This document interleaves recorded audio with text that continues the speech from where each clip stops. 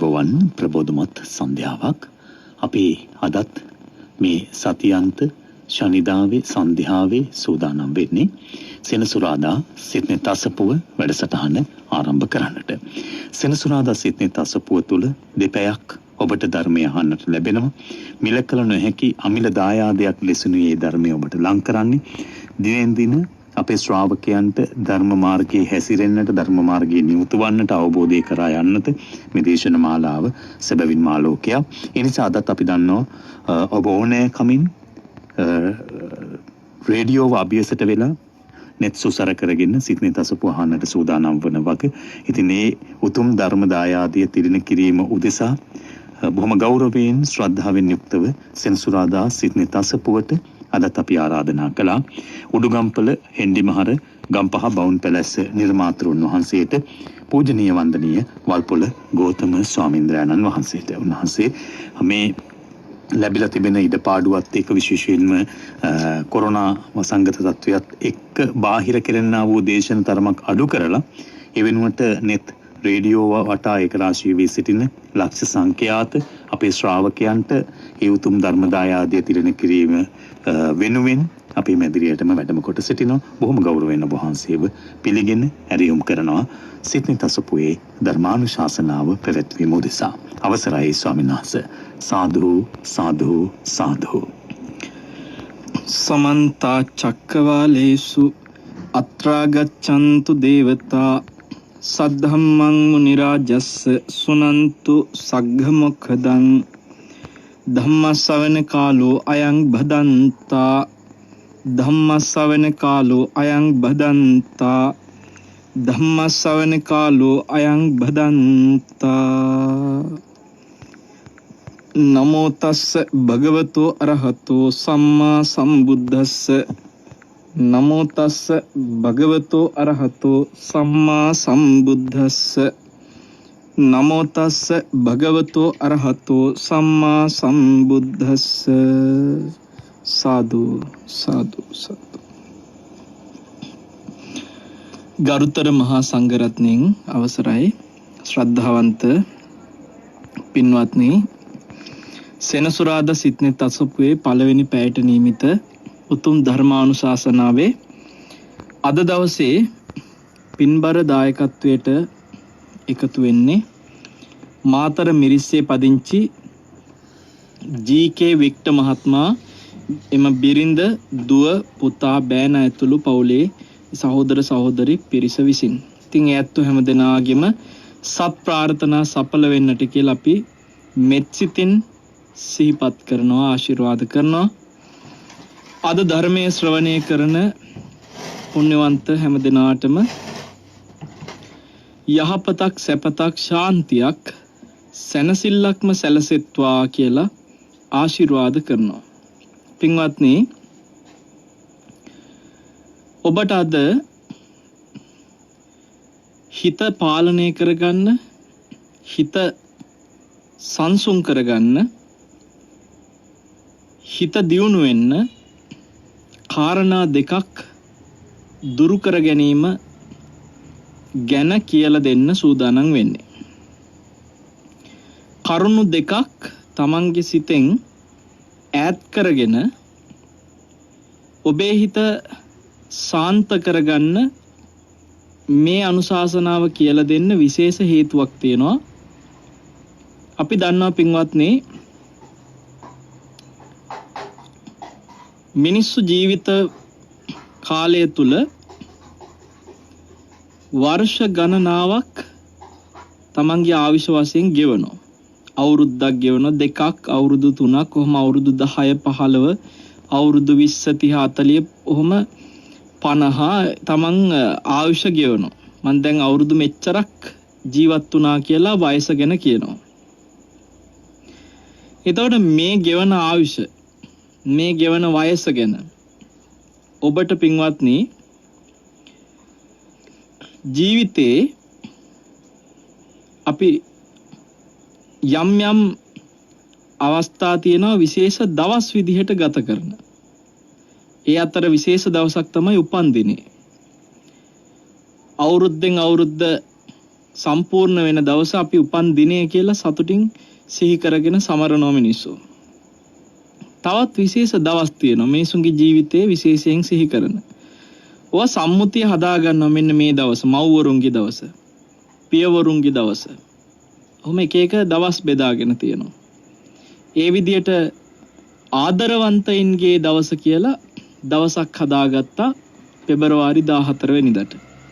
ඉතින් ඒ ආදරවන්තයින්ගේ දවස කියලා හදාගත්ත දවස මේ වර්ෂයේ හෙට දවසේ යෙදෙන නිසා ආදරවන්තයින් වෙනුවෙන් වෙන් කරගත්ත දවස තුල ආදරයක ශක්තියක්, ශක්තිමත් ආදරයක් සිත තුල ගොඩ නැගෙන්න මම මේ කියන කරුණු දෙක දුරු කරන එකත් බලපෑමක් වෙයි.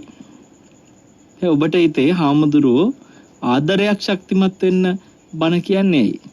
පින්වත්නි, වර්තමානයේ අපි දකිනවා ගිහි ගෙදර ගත කරන බොහෝ දෙනා තුළ ආදර බැඳීම් අත්හැරෙනකොට සමහර වෙලාවට මිනි මරා ගන්නවා, සියදිවි නසා ගන්නවා. සෑහෙන හිත ගැටීමත් එක්ක තමයි ඒකට විසඳුම් හොයන්නේ. එතකොට ඔබ හිතන්න ආදර බැඳීමක් ඇති වෙච්ච දෙදෙනෙක් තුල, මම මේ ආදර බැඳීම් නැති අයට ආදර බැඳීම් හදාගන්න උපදෙස් දෙනවා එහෙම නෙමෙයි. ආදර බැඳීමක් තියෙන දෙන්නෙක් තුල කල්යාණ මිත්‍රත්වයෙන් එකිනෙකාට මේ බැඳීම තුල උපකාරයක් පිණිස දෙන්නට දෙන්නා සැනසille ඒ තමන්ගේ ජීවිතය තුල හිතට යහපත් අරමුණු පුළුවන් තරම් එකතු කරගෙන ඒ ආදරය තුල ශක්තිමත් වෙන්න පුළුවන් නම් අපි හිතනවා ඒ අය බුදුරජාණන් වහන්සේගේ ගිහි ගෙදර ශ්‍රාවකයන් අතරේ සාර්ථක ජීවිතයක් ගත කරන අය. මොකද බුදුරජාණන් වහන්සේගේ ගිහි ගෙදර විවාහ වෙච්ච හෝ විවාහ වෙන්න බලාපොරොත්තුෙන් ඉන්න බුද්ධ ශ්‍රාවකයෝ, ඒ කියන්නේ ගිහි ශ්‍රාවකයෝ කවදාක්වත් ඒ ආදර බැඳීම් දුර්වල කරගන්නේ. ධර්මයේ තුල හිත හසුරනවා නම්, හොඳට සිහිය පුරුදු කරනවා නම්, සීලය ආරක්ෂා කරනවා නම් ඒ ආදර බැඳීම් හැමදාම ශක්තිමත් වෙනවා. අපි නිකන් හිතලා බැලුවොත් අතීතයේ බුද්ධ කාලේ පින්වත්නි අපිට අහන්න ලැබෙන චරිත ගත්තොත්, ගිහි ශ්‍රාවක ශ්‍රාවිකාවන්ගේ විවාහ වෙච්ච චරිත, ඔයගේ චරිත ගත්තොත් වැන්දපු වෙච්ච චරිත තියෙනවා. කියන්නේ මහත්තයා මැරිලා එහෙම චරිත තියෙනවා. හැබැයි ඩිවෝස් වෙච්ච චරිත එහෙම හොයන්න නැහැ. ඒ කියන්නේ දන්න බුදුරජාණන් වහන්සේ ළඟ මගපලලාභී ප්‍රබල චරිත ගත්තොත් ඒ චරිත අතර දික්කසාද වෙච්ච චරිත, පෞල් ආරවුල් කරගත්ත චරිත එහෙම හොයන්නවත් නැති තරම්. යමෙක් මාර්ගඵලලාභී ශ්‍රාවකයෙක් නම් ඒ ශ්‍රාවකයා තුල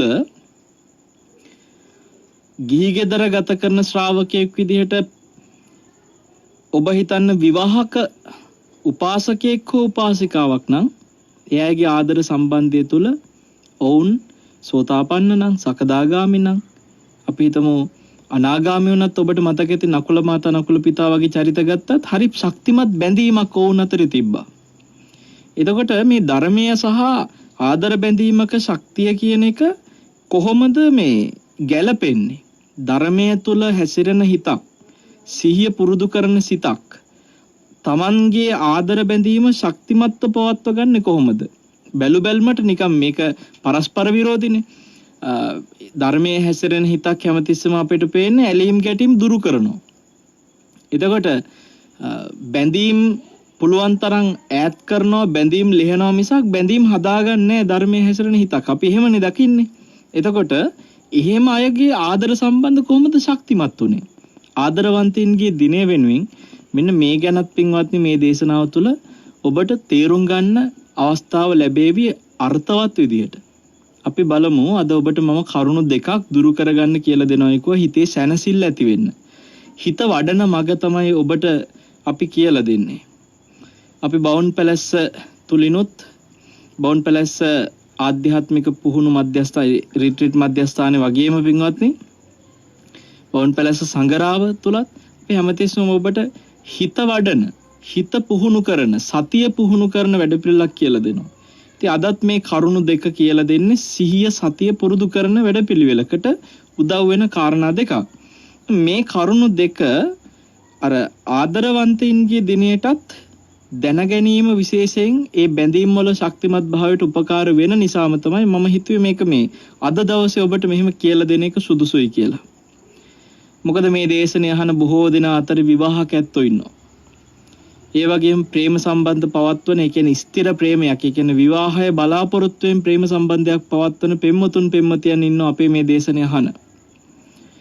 ඒ ඕන කෙනෙකුට ඒ විතරක් නෙමෙයි පින්වත්නි, සෙනෙහසින් යම් බැඳීමක් තියෙනවා නම් ඒ බැඳීම තුල ගැටීම් ඇති නොවන විදිහට කොහොමද ඒ අසුර පවත්ව ගන්න පුළුවන් කියන එක ගැනත් ඔබට මේ දේශනාවේ කරුණු දෙක ගැන, අපි දුරු කළ යුතු කරුණු දෙක ගැන කියලා දෙනකොට ඔබට දැනෙයි මේක පුරුදු කරන්න ඕනෙමයි. මේ පුරුදු කරනකොට අපිට ජීවිතේ ලොකු ශක්තියක් ඇති වෙනවා. අපි සමහර සිදුවීම් ගත්තොත් අපිට හිතට පාලනය කරගන්න බැරුව ඔය බැඳීම් ගොඩාක් වෙලාට දුර්වල වෙන්නේ හිතේ පාලනයක් ඇති කරගන්න බැරි වෙන විවිධ අවස්ථාවේදී ගැටීම් වෙනකොට. ගැටීමක් පින්වත්නි නිකන් උපදින්නේ නැහැ. ගැටීමක් කියලා කියන්නේ විශේෂයෙන්ම තරහ කියලා කියන්නේ හේතුවක ඵලයක්. එතකොට මේ හිතක මෙන්න මේ ඵලයක් විදියට උපදින ගැටීම ඇති වෙන්න හේතු වෙන හේතු දෙක තමයි අපි මේ කියන්න යන කාරණා දෙක. මොනවද ගැටීමක් උපදින්න හේතු වෙන හේතු දෙක? එකක් තමයි පටිඝ සංඥාව, අනික තමයි අයෝනිසෝ මනසිකාරය. මේ කරුණු දෙක පින්වත්නි සරලව ගන්න නැතුව ටිකක් හොඳට විමසන්න ඕනේ කියලා මට හිතෙනවා. මේ දේශනාව පුරාම අපි මේ කරුණු දෙක ගැන පුළුල් විග්‍රහයකට යනවා. මේ හිතේ ඇති වෙන පටිඝ සංඥාවේ ස්වභාවය, අයෝනිසෝ මනසිකාරයේ ස්වභාවය, ඒ දෙක හින්දා අපේ හිත තුල ගැටීම් ඇති වෙන විදිය, ගැටීම් ඇති වුණාට පස්සේ තියෙන ආදර බැඳීම් දුර්වල වෙන විදිය, පෞල් අවුල් වෙලා දික්කසාද වෙලා ළමයි අනාථ වෙන විදිහ, මේ හැම දෙයකම මුල පුරන්නේ මෙන්න මේ යාළුව දෙන්න. යාළුව කියන්නේ දැනට ඔබට යාළුව. පටිඝ සංඥාවයි අයෝනිසෝ මනසිකාරය හොඳ යාළුව දෙන්නේ. යාළුවා කියන්නේ පින්වත්නි හැමතිස්සෙම ඇසුරු කරන අයනේ. ඒ කියන්නේ කොයි වෙලාවෙත් මුණ ගැහෙනවා, කතා බහ කරගෙන නිතර හමු වෙනවා. එතකොට ඔබ නිතරම පටිඝ සංඥාව ඇසුරු කරනවා නම්, ඔබ නිතරම පටිඝ සංඥාව ගෙන්න ගන්නවා නම්, පටිඝ සංඥාවත් එක්ක ගනුදෙනු කරනවා නම් ඔබට හොඳ යාළුවෙක් පටිඝ සංඥාව. හැබැයි තැනට. නමුත් මෙයා යාළුවෙක්ව හිටියට පින්වත්නි සමහර යාළුවෝ ඉන්නවා යාළුකමින් ලං වෙලා ඉන්න ගමන් අපේ ජීවිතේ විනාශ කරන දේවල් යටින් කරනවා. පිටින් පේන්නේ යාළුවෙක් වගේ. හැබැයි ඇතුලෙන් ගහන ගේම් හින්දා අපි ජීවිතේ විනාශ කරගන්නවා අර යාළුවා හින්දා. අන්න ඒ වගේ අපි නිතර ඇසුරු කරන යාළුවෝ කියලා හිතන් ඉන්න දෙන්නෙක් තමයි පටිඝ සංඥාවයි අයෝනිසෝ මනසිකාරය. හැම තිස්සෙම ඇසුරු කරනවා. පින්වත්නි ඔය දෙන්නා මේ හිතට දීලා තියෙන වද, ඔය පටිඝ සංඥාව අයෝනිසෝ මනසිකාරය කියන දෙන්නා මේ හිත පාලනය කරලා තියෙන තරම, මේ හිතට දීලා තියෙන දස වද ඔබ දන්නවනම් පැත්ත පලාතකින් ගන්න. එච්චරට වද දීලා තියෙනවා. මේ ජීවිතය තුලත් අපිට දස්ස වද දීලා තියෙනවා. අපිට හරියට පීඩනය ඇති කරනවා. මොනවද? පටිඝ සංඥාවයි අයෝනිසෝ මනසිකාරයයි. මොකද්ද පින්වත්නි පටිඝ සංඥාව කියලා කියන්නේ? පටිඝ කියන වචනේ තේරුම ගැටීම. යමක ගැටෙනවා. එතකොට මේ ගැටීමක් කියලා කියන්නේ ඔබ දන්නවා හිතේ අමනාපයක් එක්කෙන ස්වභාවය, නුරුස්සන ස්වභාවයෙන් එන මේ ගැටීම ඇති කරන්න හේතු වෙන යම් සංඥාවක්, හඳුනා ගැනීමක් තියෙනවා නම් ගැටීමක් උපද්දන හඳුනා ගැනීමට කියනවා පටිඝ සංඥාව. ඒ ගැටීම උපද්දන සංඥාවේ හඳුනා ගැනීමට පෝර දාන්නේ, ඒක වර්ධනය කරන්නේ, ඒක දියුණු කරන්නේ, ඒක මෝරල අරගෙන ඒකෙන් මේ ප්‍රතිඵල එළියට දාන්න ඔක්කොම වැඩ ටික කරන එක්කෙනා තමයි පින්වත්නි ආයෝනිසෝමනසිකාරය කියලා කියන්නේ. ආයෝනිසෝමනසිකාරය කියන්නේ කොටින්ම කියනවා නම් දැන් මේ පටිඝ සංඥාවට අදාළව ආයෝනිසෝමනසිකාරය කියන්නේ අර තරහ වැඩි වෙන විදියට ඒ ගැටීමෙන් ඇතිවෙච්ච කියන්නේ ගැටෙන විදියට හඳුනා ගැනීම පාවිච්චි කරගෙන හඳුනා ගැනීම තුළ ඉඳලා තරහ වැඩි වෙලා තරහ දියුණු වෙලා තරහ උපද්දලා තරහ පෝෂණය කරන විදියට හිත ඉන්නේ. අන්නේ විදියට හිතන එක අයෝනිසෝ මනසිකාරය. අපි බලමු ජීවිතේක ඒ කියන්නේ වැලන්ටයින් එකට වැලන්ටයින් වචනේ පැත්තක දානකොට වැලන්ටයින් සාමිත් එක්ක හැදිච්ච නමන්නේ. මේක මේ ආදරවන්තයින්ගේ දවස කියලා කියන හින්දා මම ඒ නමින් කියන්න ආදරවන්තයින්ගේ දවස තුළ ඔබ ආදරය කරන කෙනෙක් ඉන්නෝ නම් සැබවින්ම ඔබ එයාට ආදරේ නම් ඔබ ඇත්තටම එයාට ආදරේ නම් ඔබ එයා ගැන පටිඝ සංඥාවල් ඇති වෙනකොට හොඳට සිහියෙන් ඒ පටිඝ සංඥාව අඳුරගන්න හිත හසුරගන්න වෙනවා. එයා ගැන අයෝනිසෝ මනසිකාරයෙන් අර පටිඝ සංඥාවට අනුව කල්පනා කරන තැන්වලදී හොඳට හිත ගැන අවධානයෙන් යෝනිසෝ මනසිකාරය පැත්තට හරවන්න වෙනවා. එහෙම හිතක් පින්වත්නි ආදර සම්බන්ධයක් ආදර බැඳීමක් ශක්තිමත් ආදර බැඳීමක් බවට පත් වෙනවා. දැන් මේක කියද්දී ඔය ආච්චි අම්මලා කලබල වෙන්න එපා. ආන්දරෝ මේ ආදර සම්බන්ධ කරන කියනවා කියලා. දැන් මේක මේ හෙට මේ ඔය පොඩි ළමයි ඉතින් ආදරය වෙනුවෙන් කියලා දවස වෙන් කරගෙන ඉන්න හින්දා අපි මේ ළමයි වෙනුවෙන් මේ ටික කියන්නේ. ආච්චිලා ඉතින් දැන් ඔය ගෙවලා තියෙන ජීවිතේ දැන් ගෙවිලා ගිහිල්ලා දැන් හිතෙනවා මේ උන ආදර සම්බන්ධද. හරිද? නමුත් අපි දන්නවා සමහර ආච්චි අම්මලා ආදර සම්බන්ධ කියන වචනේට කලබල වුණාට ඒගොල්ලෝ තාමත් මුණුබුරාලා තුරුල් කර ආදරය කරනවා. ආදරයක් කියන එක හිතේ තියෙන බැඳීම සෝවාන් වෙච්ච ශ්‍රාවකයා තුල පවා බොහොම ප්‍රබලයි. ඔබ දන්නවා සෝතාපන්න වෙච්ච විසාකටුණත් මුණුබුරු මිනිපිරියෝ ගැන පවා තිබුණ ආදර බැඳීම් කොහොමද කියලා. බැඳීම් කියන්නේ දුකක්. හැබැයි පින්වත්නි මේ බැඳීම් ගැටීමකින් අහවර වෙනකොට ඒක ඊටත් වඩා දුකක්. බැඳීමේ තියෙන ප්‍රබලම දුක දැනෙන්නේ ඒ බැඳීම් ගැටීම් වලට හැරෙනකොට. ඒ නිසා අඩුතරමේ බැඳීමක තියෙන බැඳීමක් ලෙහෙන්න කලින් ඔක්කොටම කලින් බැඳීම අවුල් කරගන්න එක තුල හිත පාලනයක් කරගන්නවත් හිතේ පුහුණුවක් තියෙන්න ඕනේ. ඒ නිසා තමයි මේ උපදේශ දෙන්නේ. දැන් අපි බලමු මොනවද මේ පටිඝ සංඥා කියන්නේ. දැන් මම කිව්ව ඔබට පටිඝ සංඥාවක් කියන්නේ ගැටීමක් ඇති කරන හඳුනා ගන්න ස්වභාවය කියලා. ඒ ස්වභාවය පින්වත්නි ඇහැට පේන දේවල් වලටත් එනවා. ඇහෙන් අපි දකින්න දේවල් වලටත් මේ පටිඝ සංඥා එනවා. එතකොට කනට ඇහෙන දේවල් වලට පටිඝ සංඥා එනවා. නහයට දැනෙන දිවට දැනෙන දේවල් වලට පටිඝ සංඥා එනවා. කයට ලැබෙන පහස ගැනත් පටිඝ සංඥා එනවා. හිතට හිතන දේවල් වලටත් පටිඝ සංඥා එනවා. එතකොට මේ පටිඝ සංඥාවක් සාමාන්‍ය ස්වභාවය තමයි යම්කිසි දකින හඳුනා ගන්න දෙයක අපේ හිතේ අකමැති බව අපිට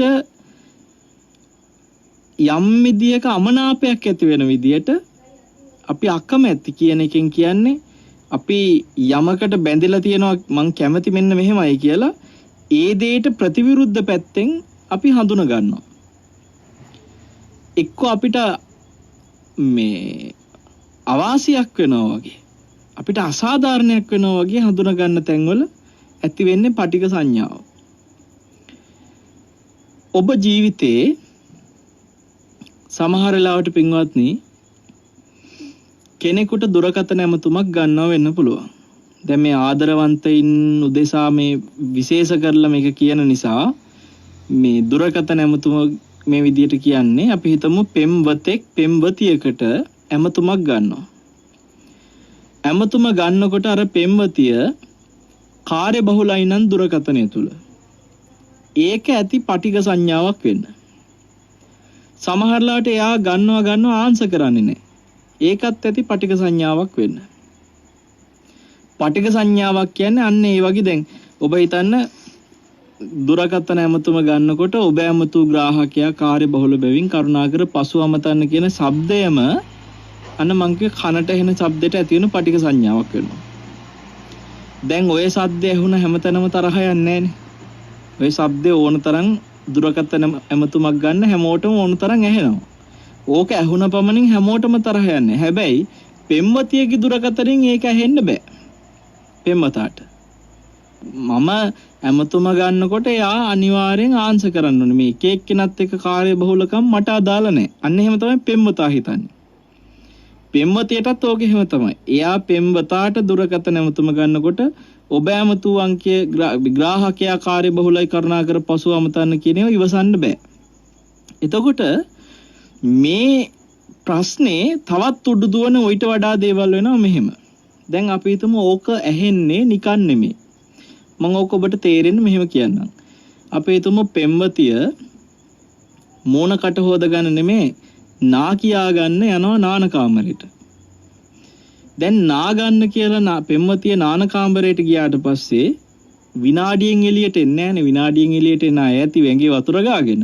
ඉතින් අපි කියමු මේ පෙම්වතිය ටිකක් යහමින් වෙලාවක් නාන කාමරය ඇතුලේ නානවා. ඔය අතරේ ඇයගේ දුරකථනේ තියෙනවා අපි හිතමු ඇඳ උඩ. එයා ෆෝන් එක ඇඳ උඩ තියලා ගිහිල්ලා. දැන් පෙම්වතා මේ තමන්ගේ පෙම්වතියට ඇමතුමක් ගන්නවා. නාද වෙනවා. නාද වෙලා ප්‍රතිචාරයක් නොමැත කියලා ඔන්න නවතිනවා. ටිකක් වෙලා නාද වෙලා කිසිම ප්‍රතිචාරයක් නැහැ කියලා නැවතුණා. ඊට පස්සේ ආයෙත් ගන්නවා. ඒත් කිසිම ප්‍රතිචාරයක් නැහැ. ආයෙත් ගන්නවා. දැන් 3-4 වතාවක් 5-6 වතාවක් විතර ගත්ත දිගටම කිසිම ප්‍රතිචාරයක් නැහැ. ඊළඟ පාර ගන්නකොට මෙන්න බිසි කාර්යබහුලයි. දැන් මේ දිගටම ගත්තා කිසි ප්‍රතිචාරයක් නැහැ. නාද වෙලා නවතිනවා. නාද වෙලා නවතිනවා. එහෙම වෙච්ච දුරකථනේ මෙන්න දැන් එකපාරටම ඒ එක දිගට මේ ගන්නෙ. ඒ ගන්නකොට දැන් එකපාරටම ඔන්න දුරකථනේ කාර්යබහුලයි කියනවා. විනාඩියක් දෙකක් ඔන්න දැන් කාර්යබහුලයි කියනවා. දැන් ඔබට හිතෙනවා ඇති පින්වත්නි අර නාන කාමරයට ගියේ උන්ද දැන් ඇවිල්ලා ඇති කියලා මේ කාර්යබහුල වෙලා තියෙන්නේ. නෑ. එයා තාමත් නාන කාමරේ. හැබැයි දැන් පෙම්වතාට දුරකථනෙන් ඇහෙන්නේ කාර්යබහුලයි කියලා. ඊට පස්සේ එයාට හිතෙනවා සමහර විට එයා මගේ කෝල් එක දැකලා දැන් මට ගන්නවා ඇති. එයා එහෙන් මට ගන්නවා මම මෙහෙන් එයාට ගන්නවා. ඒ නිසා වෙන්නේ නැති මේ බිසි කියලා දැන් ඔන්න පොඩි වෙලාවක් නිකන් ඉන්න බලන්න එහෙනම් එයා මට ගත්ත දෙන් කියලා. ඒත් නෑ ගන්නෑ. ඊට පස්සේ දැන් ආයෙ අර ගන්නවා. ගන්නකොට ආපහු නාද වෙනවා විතරයි ආයෙත් ප්‍රතිචාරයක් නෑ. දැන් ආපහු සැරයක් මේ පෙම්වතා ගන්නවා නාද වෙලා ප්‍රතිචාරයක් නෑ කියලා ආපහු ඔන්න නවතිනවා. ආයෙත් ගන්නවා. ආයෙත් නාද වෙනවා ආන්සර් කරන්නේ නෑ. දැන් ඔබ හිතන්න දැන් අර ගෑනු ළමයා මේ පෙම්වතිය තාම නාන කාමරේ නම් කොහොමද පින්වත්නි මේ පෙම්වතා දුරකථන එමතුම ගන්න අතරමැද අර දිගටම නාද වුණ දුරකථනේ එක්තරා අවස්ථාවකදී විතරක් අර කාර්යබහුල උනේ බිසි උනේ කොහොමද? ඊට පස්සේ ආපහු ගන්නකොට නාද වුණා ආපහු. දැන් ඔබට මම කිව්වා ඇය නාන කාමරේ තාම. ඇඳ උඩ ෆෝන් එක. හැබැයි පෙම්වතා දන්නේ නෑ ඇය ඉන්නේ මේ වෙලාවේ නාන කාමරේ කියලා. දැන් පෙම්වතා බලනවා මම ගන්නවා ආන්සර් කරන්නේ. හැබැයි අර විනාඩි 2ක් විතර බිසි වෙලා හිටියා. දැන් ආයෙත් ගන්නවා ආයෙත් ආන්සර් කරන්නේ. දැන් ඔන්න මේ පෙම්වතාට හිතන්න ගොඩාක් දේ තියෙනවා. දැන් මෙයා හිතනවා එයා මාව මග අරිනවා. එයාට කවුරු හරි ඇති දැන්. එයා වෙන කෙනෙක් එක්ක බිසි වෙලා හිටියා මං ගන්නකොට ආන්සර් කරන්නේ. දැන් ඔන්න ඔළුවේ ගොඩනගා ගන්නවා එයා පටිඝ සංඥාව. දැන් ඔය දුරකථනය තුල නාද වීම සහ ප්‍රතිචාර නොදැක්වීම නාද වීමේදී සහ ඒ අතරේ මොහොතකට කාර්යබහුල වීම නැවතත් නාද වීම තුල ප්‍රතිචාර නැතිවීම මේ තරුණයට පටිඝ සංඥාවක් වෙනවා. දැන් මේ පටිඝ සංඥාව තුල ගැටි කල්පනා කරනවා දැන් මාව මග අරිනවා. ආන්සර් කරන්නේ දැන් මං කොච්චර ගත්තා.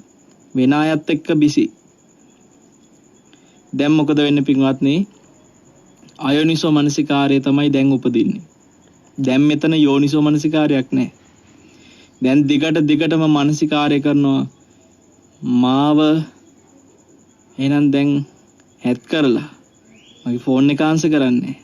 දැන් එයාට කවුරු හරි ඉන්නවා. දැන් මාව මගාරිනවා.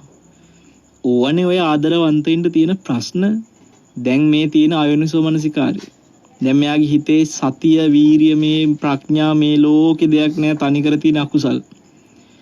මේ දුරකතනෙත් එක්ක දැන් මේ අකුසලේ ඔන්න උපදින්න පටන් ගත්තා. අරයා තාම නාන කාමරේ නානවා. සමහරට සින්දුවකුත් කිය නානවා. එයා දන්නේ මේ ලෝකේ හසර. දැන් ඔබටත් ප්‍රශ්නයක් කිය එහෙනම් කොහොමද අර අතරමඟ බිසි උනේ ෆෝන් එක? පින්වත්නි, අපි දන්නවා දැන් ඔන්න උනේ මෙන්න මේකයි කියමුකෝ. මේ පෙම්මතායේ දුරකතනෙට ඇමතුම් කීපයක් පිට ගත්තා. ආන්සර් කරේ නැහැ, පිළිතුරු දුන්නේ. ඒ ගන්න අතර ඒ කාලය තුලම ඒ අතර ඔන්න අම්මා ගන්නවා අර කාගේද? පෙම්වතියගේ අම්මා දුරකතන ඇමතුමක් ගන්නවා ඒ දුරකතනෙට. දැන් අම්මගේ ඇමතුම නාද වෙන අතරේ පෙම්වතා මෙහෙන් ගන්නවා. පෙම්වතියගේ අම්මා දුරකතනෙට ඇමතුම ගන්න අතරේ පෙම්වතත් මෙහෙන් ගන්නවා. දැන් අම්මාගේ ඇමතුම තමයි සම්බන්ධ වෙලා තියෙන්නේ මේ පෙම්වතියගේ දුරකතනෙත් එක්ක. දැන් එතකොට අම්මා දුවට ගන්න එක නාද වෙනවා, අම්මටත් ආන්සර් උනේ නැහැ. ඔය අතරේ පෙම්වතා ගන්නකොට පෙම්වතාට ඇහුනේ මොකද්ද? කාර්යබහුලයි කියලා. ඔක වෙන ඕන තරම්. එතකොට මොකද උනේ? පෙම්වතා හිත වෙන කවුරු හරි එක කතා කළා, මගේ එක තමයි ආන්සර් කරේ නැත්තේ. අන්න දැන් අර ළමයා ඔළුවත් පිහ එනවා පින්වත්නි කාමරේට. ඇවිල්ලා ෆෝන් එක අතට අරන් බලනකොට යා ගොඩක් කෝල් අරගෙන. අම්මත් කෝල් දෙකක් අරගෙන. ඊට පස්සේ මොකද වෙන්නේ? අම්මගේ එකට ඇමතුමක් ගන්නත් කලින් අනේ මේ ළමයා දැන් ඔන්න අර පෙම්වතාට තමයි කතා කරන්නේ. ඒක දැක්ක ගමන්. දැන් එතකොට ඔන්න අරහෙන් එනවා උත්තරේ. දැන් යා පටික සංඥාවෙන් අයෝනිසෝමනසිකාරයෙන් කල්පනා කරලා දැන් තරහක් ඉපදිලා අනින්නේ පෙම්වතා. දැන් මේ ඉවසීමෙන් මේ ගැන මොකක්ද උනේ හිතන්න හොයන්න කිසි දෙයක් නැහැ. දැන් යාගේ හිතේ වැඩ කරනවා මාව මගාරිනවා, මාව අතාරිනවා, මගින් ඈත් වෙනවා, වෙන කෙනෙක් යාට ඇති. යාගේ ෆෝන් එක ආන්සර් කරනවා, මගේ එක ආන්සර් කරන්නේ. දැන් ඕවා හිත හිටිය තරුණයාට මේ පෙම්වති ඇමතුම ගන්නකොට අහනවා අර යාගේ හිතේ තියෙන ප්‍රශ්නාර්ථ වලින් තමයි අහන්නේ තම්සේ කියලා. මගේ එක තමයි ආන්සර් කරන්න බැරි නේද කියලා දැන් බයිනවා. එතකොට අර ළමයා කියනවා අනේ නෑ මම මේ බාත්රූම් එකේ හිටියේ කියනවා. දැන් ඔන්න හිතෙනවා මේ තරුණයාට ඒ අස්සට බොරුත් කියනවා. මාව මගහැරියා මදියට දැන් බොරුත් කියනවා මෙතන. මං දැක්කනේ බිසි වෙලා තිබ්බනේ. අනේ නෑ මං ෆෝන් එක ඇඳ උඩ දාලා ගියේ. දැන් දෙන්න රණ්ඩු වෙනවා. පින්වත්නි, ජීවිතේ ඒ බැඳීම නැත්තට නැති වෙන ওই ටික ඇති. ඕක ඇති. ඕක දැන් දුර යනවා. උතනින් නවතින්නේ නැහැ. දැන් එතනින් එහාට හැම තැනම සැකයි. දැන් ඔබ කියන්න අර තරුණයාට අර කනට ඇහිච්ච ශබ්දය, ඔබ ඇමතූ ග්‍රාහකයා කාර්ය බහුල වේවින් කරුණාකර පසුවම තන කියන ශබ්දය තුළ උපන්න අයෝනිසෝ මනසිකාරය. ඒ ශබ්දය තුළ උපන්න පටික සංඥාව තුළ සතියක් නැහැ, වීරියක් නැහැ, ප්‍රඥාවක් නැහැ. එතන සිහිය නැහැ. එතන උපන්නේ ද්වේෂය. එතන උපන්නේ මෛත්‍රියක් නෙමෙයි. එතන උපන්නේ හිතේ සැනසෙල්ලක් නෙමෙයි. එතන උපන්නේ හිතේ පීඩනයක්. දැන් ඔබ කියන්නේ තරුණයාගේ හිතේ කුසලයක් නෙමෙයි උපන්නේ අකුසලයක්. අකුසලයේ උපන්න සිතක, ද්වේෂයේ උපන්න සිතක, ඉවසීමක් නැති වෙච්ච සිතට ධර්මයේ හැසිරිච්ච නැති හිතක් කියලා අපි කියනවා.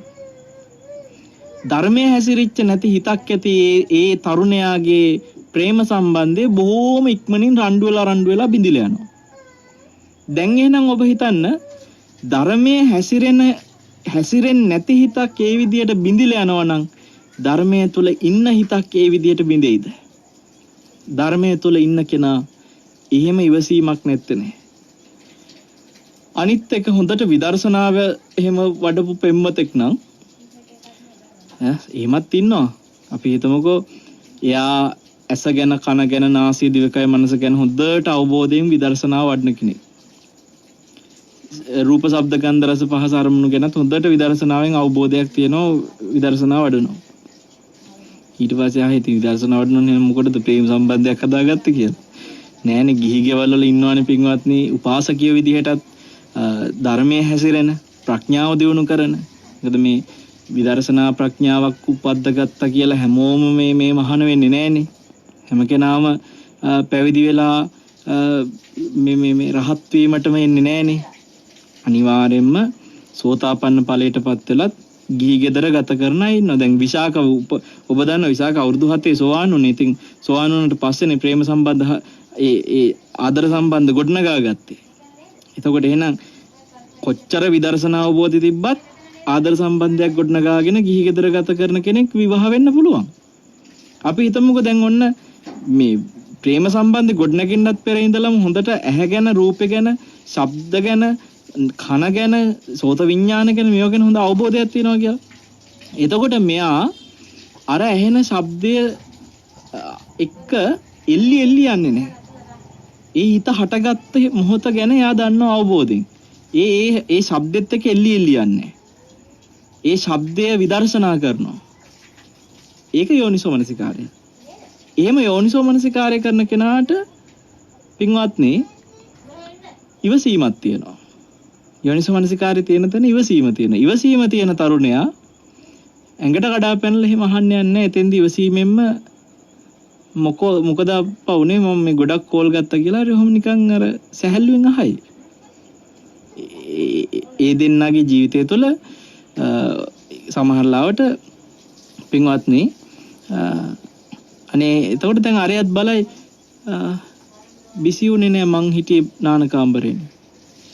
එතකොට බලනකොට අම්මා කෝල් කරලා එහෙනම් අම්මා කතා කරන අතරේ තමයි ඔයාට ඇහෙන්නේ නැති බිසි කියලා ඔන්න දෙන්න එක සාන්තව නිවාඩු පාඩුවේ විසඳ ගන්නවා. දැන් අද වර්තමානයේ අපිට පේන්නේ මේ මිනිස්සුන්ගේ ජීවිතවල එහෙම නිවාඩු පාඩුවේ විසඳ ගන්න තරම් සතිය නෑ. හරි ආවේගශීලී ජීවිතවල ඒ ආවේගශීලීකමත් එක්ක අපි දකිනවා පින්වත්නි පුදුමාකාර පීඩනයක් හැමතිස්සෙම මේ බැඳීම් හදාගත්ත තැන මේ බැඳීම් දුක. දැන් ඔය මුහුණු පොත්වල ගොඩාක් තරුණ තරුණියෝ කාලයක් තිස්සේ දානවා මේ එයා තමයි මගේ පණ ඕ වගේ එක එක ඒවා දදා ඉඳලා ඔන්න කාලයක් යනකොට බැඳීම් මහ දුකක් තනිකම තමයි සැපය. හරිද මේවා දානවා. ඉතින් මෙයා තනිකම සැපේ කිය ඉන්නකොට තව කවුරු හරි එක දිහා බලා ඉන්නවා මෙයා මේ දවස්වල තනිකමේ ඉන්නේ. ඔන්න ආයෙත් එනවා එතකොට ආයෙත් බැඳීමක් හදා ගන්නවා. මේ කිසිම මේ සංසුන්ව ආපු ප්‍රශ්න විසඳගෙන එයත් එක්කම ජීවිතේ අවසන් වෙනකම්ම ගෙවන්න තරම් ඉවසීමක් මිනිසුන්ට නැහැ. එනවා.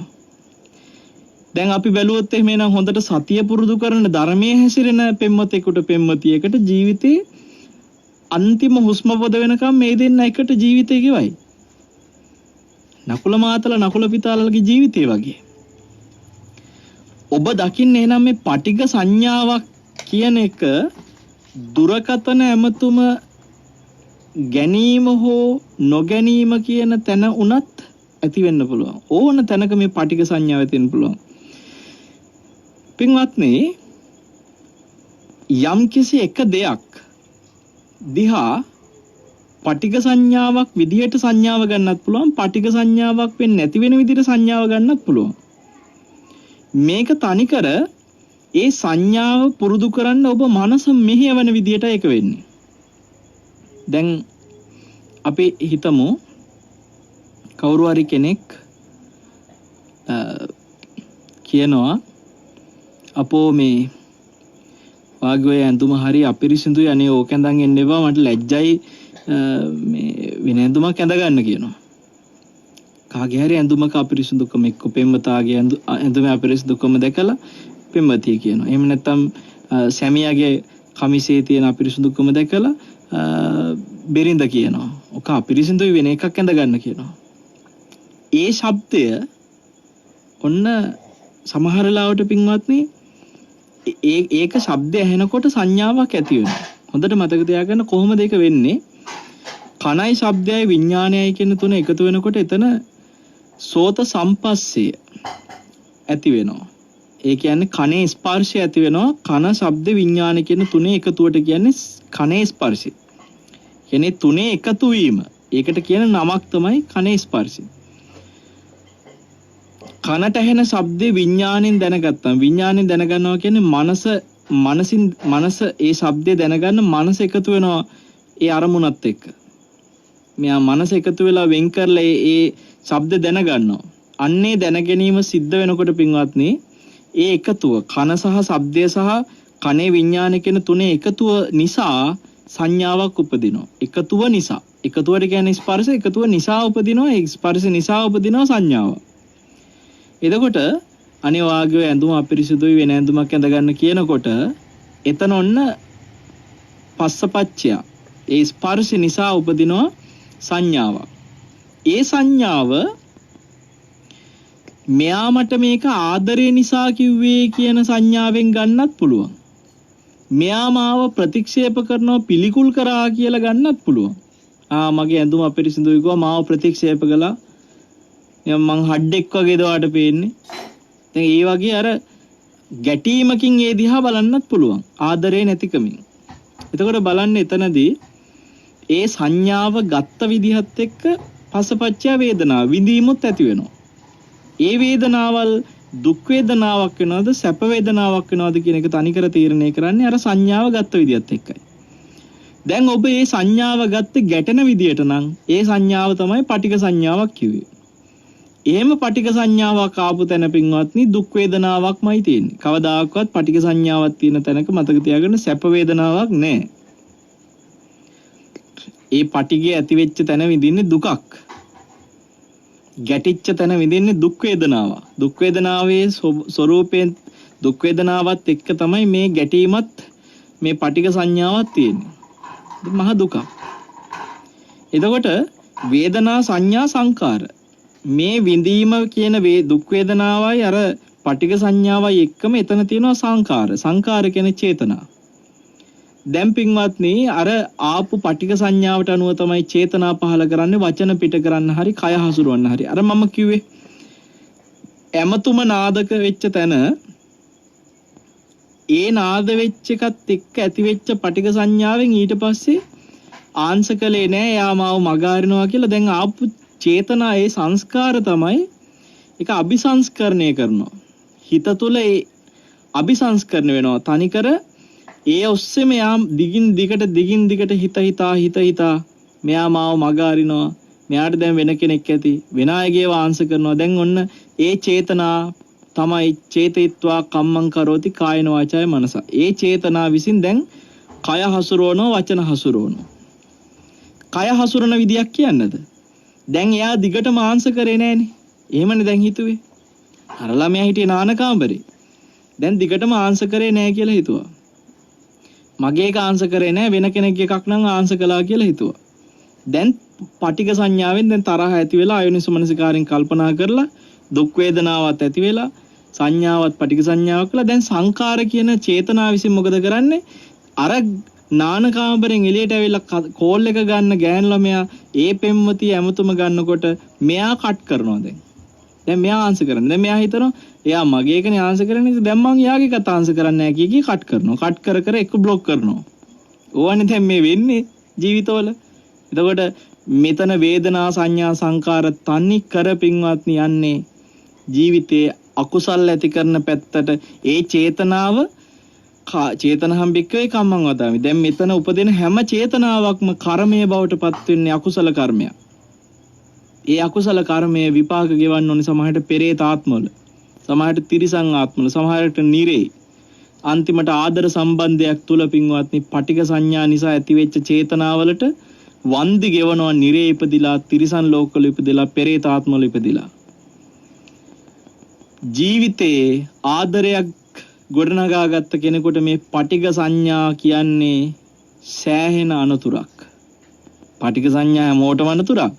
මං කියන්නේ ආදර සම්බන්ධයක් තුල පටිඝ සංඥා ඒ ආදරය විනාශ කරනවා. ඒ දෙදෙනා තුල තියෙන බැඳීම නිසා දැන් බැඳීම දුකක් කියනකොට දැන් හිතන්න තමන් බැඳිච්ච හින්දානේ ওই විදියට දුරකථන ඇමතුමක ප්‍රශ්නයක් හරි ආවේ. නොබැඳිච්ච කෙනාට දැන් අපි හිතමු භික්ෂුවක් ඉන්නවා. ඒ භික්ෂුව ওই විදියට කිසිම බැඳීමක් නැති නිදහස් භික්ෂුවක්. ඒ භික්ෂුවට ඇමතුමක් ওই විදියට ගන්න බැඳිච්ච කෙනෙකුත් නැහැ. ඒ නිසා ඒ භික්ෂුවට එහෙම බැඳිච්ච කෙනෙකුත් නැති නිසාම ඒ භික්ෂුවට ඒ වගේ එයා ආන්සර් කරේ නැහැ. එයා වෙන ඒවා ආන්සර් කරනවා. ওই ප්‍රශ්නත් නැහැ. ඒ නිසාම බැඳීම නැති තැන ඒක සැපයක්. බැඳීම ආපු තැන දුකක් වෙන්නේ හොඳට තේරුම් ගන්න. ඒ බැඳීම තුලත් අසතිය තියෙන තැන මහා දුකක්. බැඳීම දුකක්. හැබැයි ඒ දුක මහා දුකක් කරනවා සතිය නැති තැන.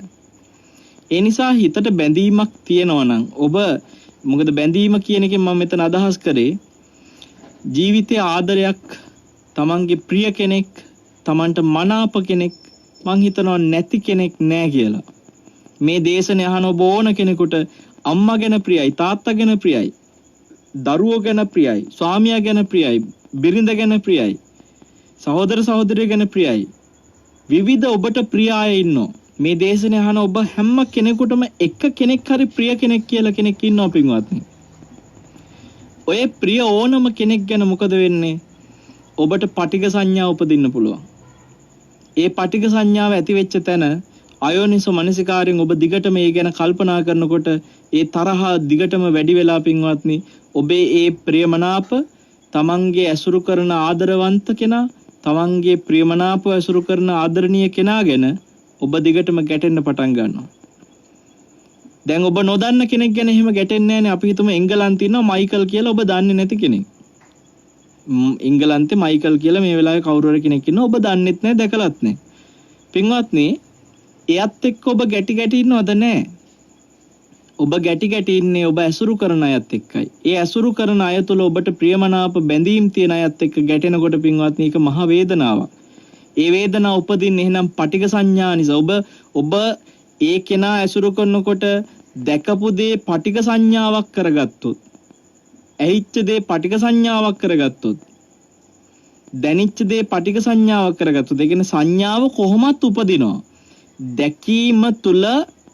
දැකීම නිසාම පටිඝ සංඥාවක් උපදින. දැකීම නිසා සංඥාවක් උපදිනවා. ඇහිීම නිසා සංඥාවක් උපදිනවා. දැනගැනීම නිසා සංඥාවක් උපදිනවා. පහස ලැබීම නිසා සංඥාවක් උපදිනවා. අරමුණ ලැබීම නිසා සංඥාවක් උපදිනවා.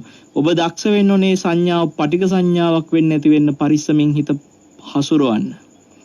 පටිඝ සංඥාවක් වුණාට පස්සේ තමයි පින්වත්නි ඒකට තව පෝර දාලා අයෝනිසෝ මනසිකාරයෙන් මේක වැඩි කරන්නේ. දවසක් ඔය එක්තරා පින්කමක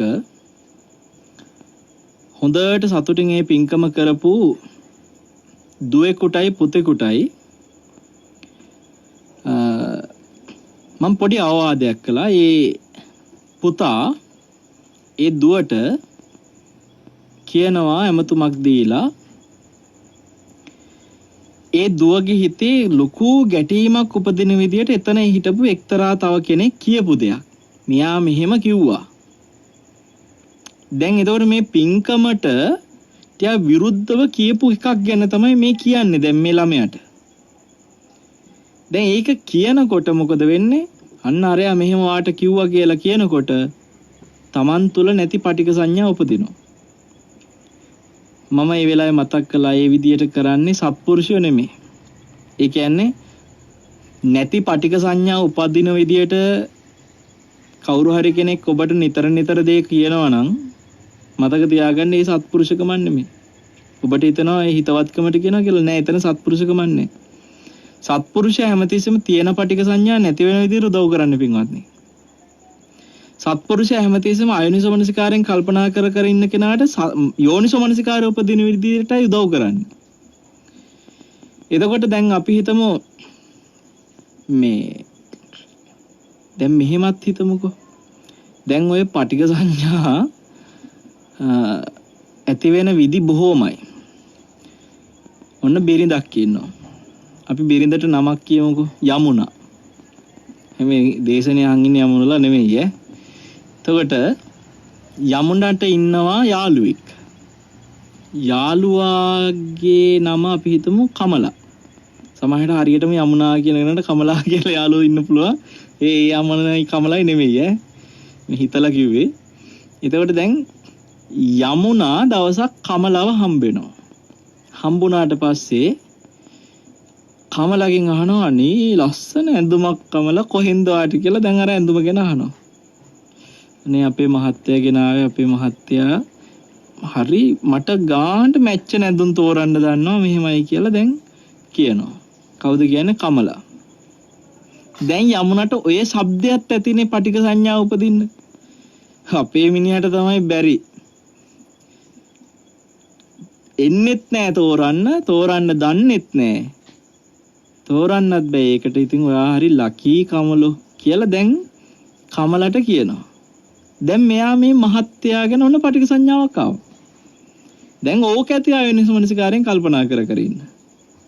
දැන් ඔබ දකින්න මේ හැම තැනම සංඥාව අර කනට හෙච්ච සංඥාව ඔබ පටික සංඥාවක් බවට පත් කළා. ප්‍රතිඵලය දැන් පටික සංඥාව හේතුවනේ. ප්‍රතිඵලය තමයි ඒකේ ඵලය තමයි ගැටීම. කාගෙනද දැන් ගැටෙන්නේ? තමන් එකට තමන්ගේ ගෙදර ඉන්න තමන්ගේ ස්වාමි පුරුෂයා ගැන. පින්වත්නි ඔය විදිහට ජීවිතේ ඔබ එයාගේ දොස් දැන් මං එයා කියනකොට ඔය ඔක්කොම අයිතිනේ. පෙම්වතාට පෙම්වතියා, පෙම්වතියට පෙම්වතායා, බිරිඳට සැමියා එයා, සැමියාට බිරිඳයා. ඒ නිසා මං එයා කියලා කියන්න.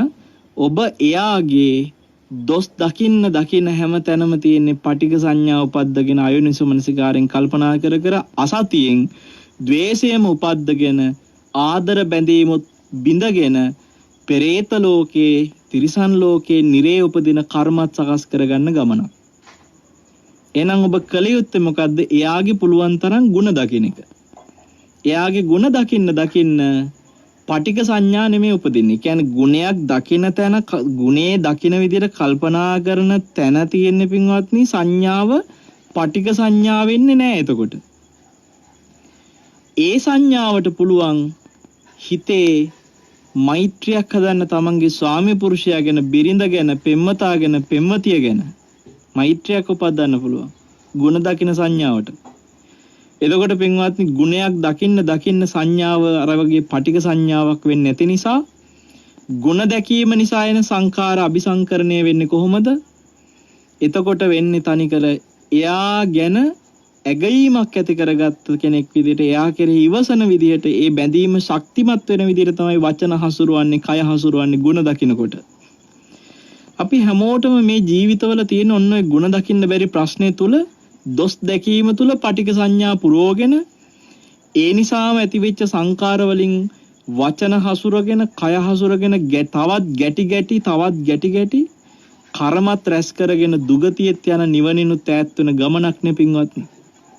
ඒ නිසා ඔබ ජීවිතයේ තියෙන බැඳීම නිවනට ලං වෙන බැඳීමක් කරගන්නවා මිසක් නිවනින් ඈත් වෙන බැඳීමක් බවට පත් කරගන්න එපා.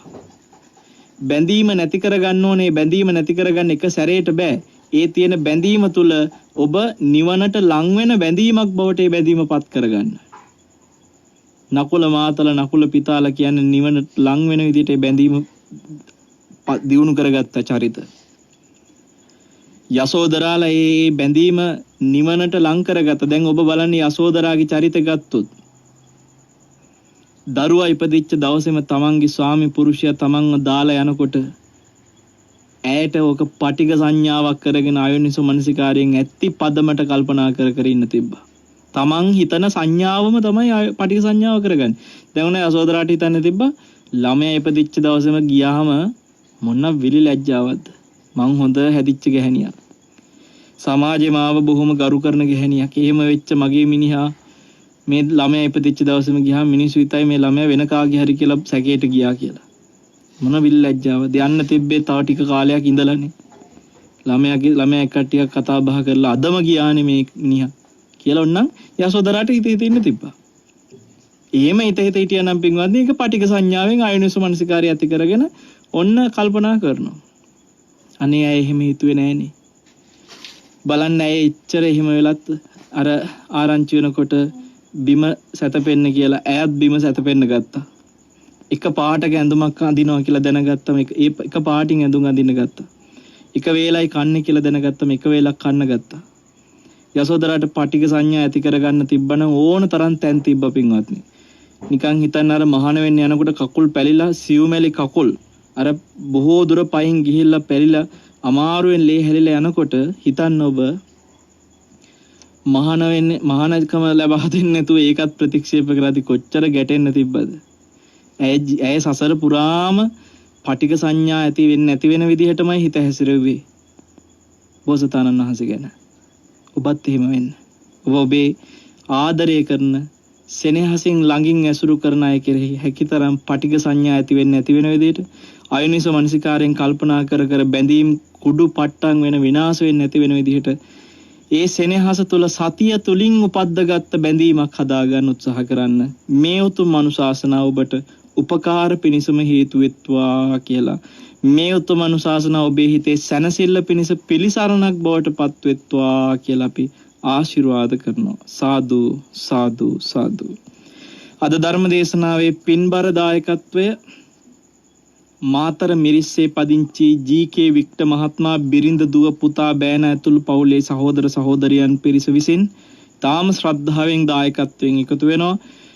2021 පෙබරවාරි 13 වෙනි දින ඒ කියන්නේ අද දින ජන්මදිනයේ යෙදෙන ජී.කේ. වික්ටර් මහත්මයා සහ තනුෂිකා රවින්දි දියණියට නිවන ලං කර ගන්නටම මේ ධර්ම දේශනයේ කුසලය හේතු වේවා වාසනාව වේවා කියලා ප්‍රාර්ථනා කරගෙන තියෙනවා. උපන්දිනේ දවසේ දායකත්වයක් දරලා ධර්ම දේශනාවට අරමුණු කරගෙන තියෙන නිවනට ලං වෙන්න මේ ධර්මයෙන් ධර්ම දානයේ කුසලයේ හේතු වෙන්න කියලා.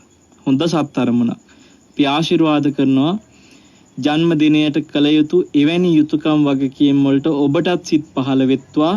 ඔබේ සිතත් එවැනි ධර්ම දානය තුලින් නිවනටම සමීප වෙන්න හේතු සකස ගන්න කුසල් උපද්ද ගන්න ඔබටත් පින් පහළ වෙත්වා. අපේ පින්වත් ජී.කේ. වික්ටර් මහත්මයා සහ තනුෂිකා රවින්දි දියණියටත් ආශිර්වාද කරනවා. ඒ පවුල හැම දෙනාටම සෙත් ප්‍රාර්ථනා කරන විශේෂම වික්ටර් මහත්මයාගේ බිරිඳ, ඒ දුව පුතා බෑන ඇතුළු පවුලේ සහෝදර සහෝදරියන් හැම දෙනාටම සෙත් ප්‍රාර්ථනා කරනවා. මියගිය ඥාතීන් වශයෙන් සිහිපත් කරනවා ජී.කේ. ධර්මදාස පියාණන්ට ජී.ඩබ්ලිව්. ප්‍රේමවතී මෑණියන් ඇතුළු මියගිය සංසාරගත සියලු ඥාතීන්ට පුණ්‍යානුමෝදනා කරන්න. ඉතින් අපිත් පින්වත්නි ඔබ හැම දෙනාගේමත් ධර්මදාස පියාණන් ප්‍රේමවතී මෑණියන් ඇතුළු කොට සෑම දෙනාගේම සසරගත සියලු මියගිය ඥාතිව පරලොව සැනසෙත්වා සුවපත් වෙත්වා කියලා මියගිය ඥාතීන්ටත් පුණ්‍යානුමෝදනා කරනවා. ඒ වගේම කුළුඳුලේ උපන් දරුවා බලාපොරොත්තුවෙන් සිටින්නා වූ තම කුළුඳුල් දරුවා බලාපොරොත්තුවෙන් සිටින්නා වූ පින්වත් චතුරිකා මදුෂානි දියණියට මව් පදවිය ලබන ඒ පින්වත් චතුරිකා මදුෂානි දියණියටත් මෙම පුණ්‍ය කටයුත්තට ආධාර උපකාර කළ සැමටත් සෙත් ප්‍රාර්ථනා කරන්න එයත් බලාපොරොත්තු වෙනවා. අපි චතුරිකාටත් නිරෝගී පුණ්‍යවන්ත කල්යාණ මිත්‍ර ආශ්‍රයෙන් ජීවිතයේ යහපතටම යොමු වෙන පුණ්‍යවන්ත දරුවෙක් බිහිවීම පිණිස මේ පිනත් හේතු වෙත්වා කියලා ආශිර්වාද කරමින් සිහි කළ නොකළ සියලු දෙනාටත් දායකත්ව දරූ සැමට වගේම ශ්‍රාවකත්වයෙන් එකතු වෙච්ච ඔබ හැම දෙනාටම net FM ආයතනයේ පින්වත් අධිපතිතුමන්ට ප්‍රධාන විධායක නිලධාරීතුමන්ට සහ අපේ වරුණ මහත්මයා ඇතුළු කාර්ය මණ්ඩලයේ පින්වත් හැම දෙනාටම ආශිර්වාද කරමින් හැම දෙනාටම යහපත සැපත සැනසෙල්ල සුවපත් භාවයම වෙත්වා කියලා ආශිර්වාද කරමින් සෙත් ප්‍රාර්ථනා කරමින් සියලු දෙනාට චතුරාර්ය සත්‍ය අවබෝධයත් ඉක්මන් වෙත්වා කියලා මෙත් සිතින් සෙත් පතනවා. ආකාසට්ටා ච බුම්මට්ඨා දේවා නාග මහිද්దికා පුඤ්ඤන්තං අනුමෝදිත්වා චිරං රක්칸තු ශාසනං චිරං රක්칸තු දේශනං චිරං රක්칸තු ත්වං සදාති. සාදු සාදු සාදු. සෙනසුරාදා සිඩ්නි තසපුව ධර්මානුශාසනාවයි එලෙස නිමාවටපත් උනේ. ප්‍රේමය පිළිබඳව ප්‍රේමයට මුලා වුණු හිතක ප්‍රේමයට ආදරයට යොමු වුණු හිතක අපට නොදැනීම නැගින්නා වූ පටිඝ සංඥාව අයෝනිසෝ මනසිකාරය කොතරම් බලපෑමක් එල්ල කරනවද? අපි තව හිතමු මේ පිළිබඳව අපිට තිබෙන ගැටලු निराකරණය කරගනිමු. ඒ ඇසුරේ ධර්ම සාකච්ඡාවට ඔබටත් ඇරයුම් කරනවා සම්බන්ධ වන්න. ඔබේ ප්‍රශ්න ගැටලු ඉදිරිපත් කිරීමට හැකියාවක් ලැබෙන මෙන්න මේ අංකයට 0112 55යි 33යි 63 දුරකථන අංකය.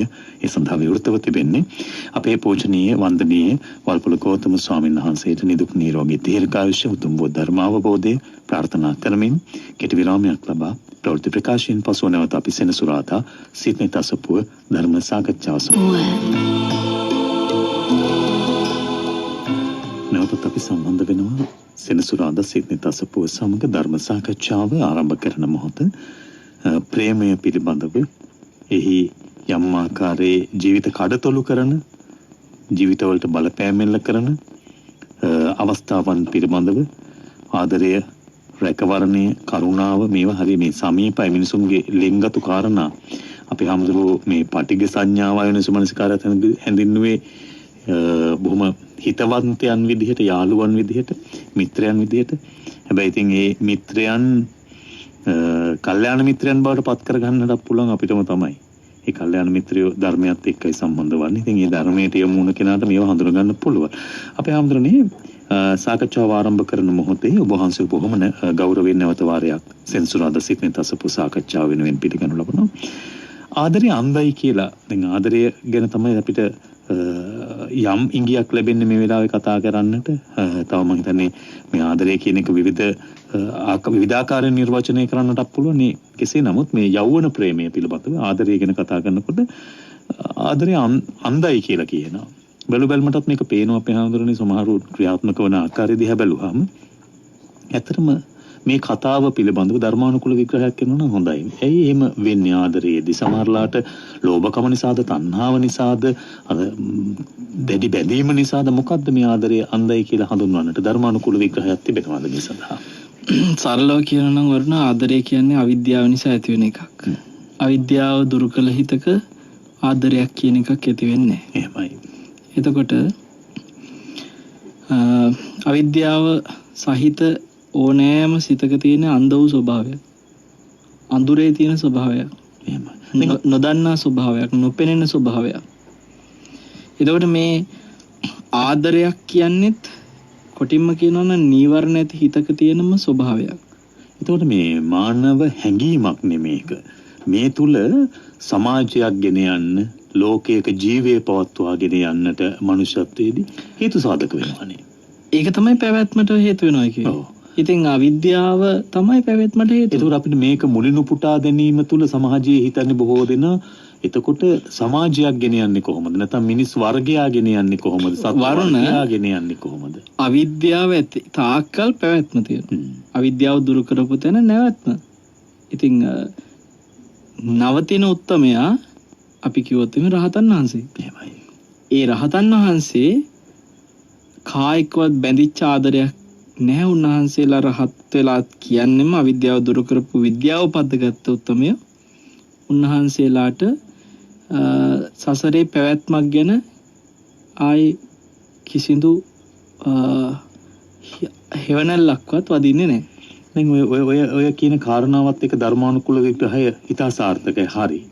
අපි ඒක පිළිගන්නවා බොහොම ගෞරවයෙන්. අපි හැමදෙරෝනේ එතකොට මනුෂ්‍යත්වයක් කියන්නේ හරි වටින දෙයක් කියලා කියනවා. දුර්ලභව ලැබෙන දෙයක් කියලා. දැන් ඔතන වරුණ මේකයි තියෙන්නේ. සමාජය හිතනවා ආදරය නැති දැන් රහතන් වහන්සේ නමකට ආදරේ නැහැ කිව්වම, රහතුන් කාටවත් ආදරය කරන්නේ නැහැ කිව්වම, ඒකෙදි හිතනවා මේ එහෙනම් උන්වහන්සේලා දැන් සමාජය හිතන්නේ ආදරේ නැති තැන ගැටීමක් තියෙන්නේ.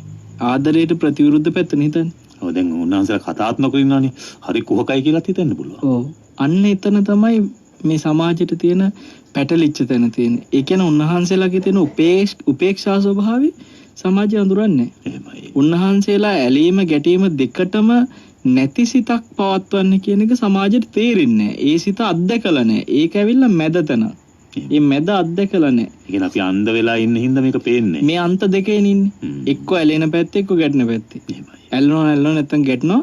රහතුන් ඇලෙන්නෙත් නැහැ ගැටෙන්නෙත් නැහැ කියන අත්දැකීම සමාජයට තේරෙන්නේ නැති හින්දා සමාජය හිතනවා උන්වහන්සේලා මේ සමාජය තුළ ඉන්න නිකන් අර අපි කියන හොඳ අය ආදරණීයයි හරි හොඳයි කියනවනේ.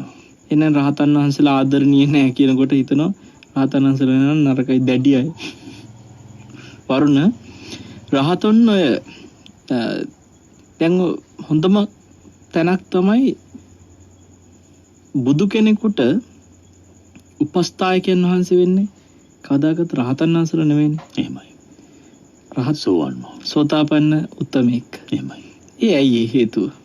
ඔතන තියෙනවා කාමරාග පටික තියෙන මේ බුදු කෙනෙකුට උපස්ථායකයන් වහන්සේ උපස්ථායක වෙන උත්තමයා ධර්මය ගැන අවබෝධයක ඉන්නත් ඕනේ.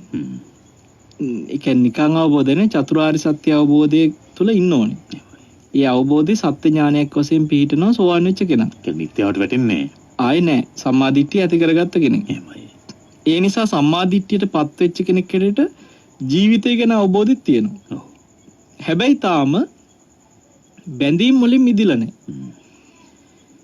උපාදානෙ තියෙනවා. ඒක නිකන් නෙමෙයි කාම උපාදානෙ පවා තියෙනවා. එහෙමයි.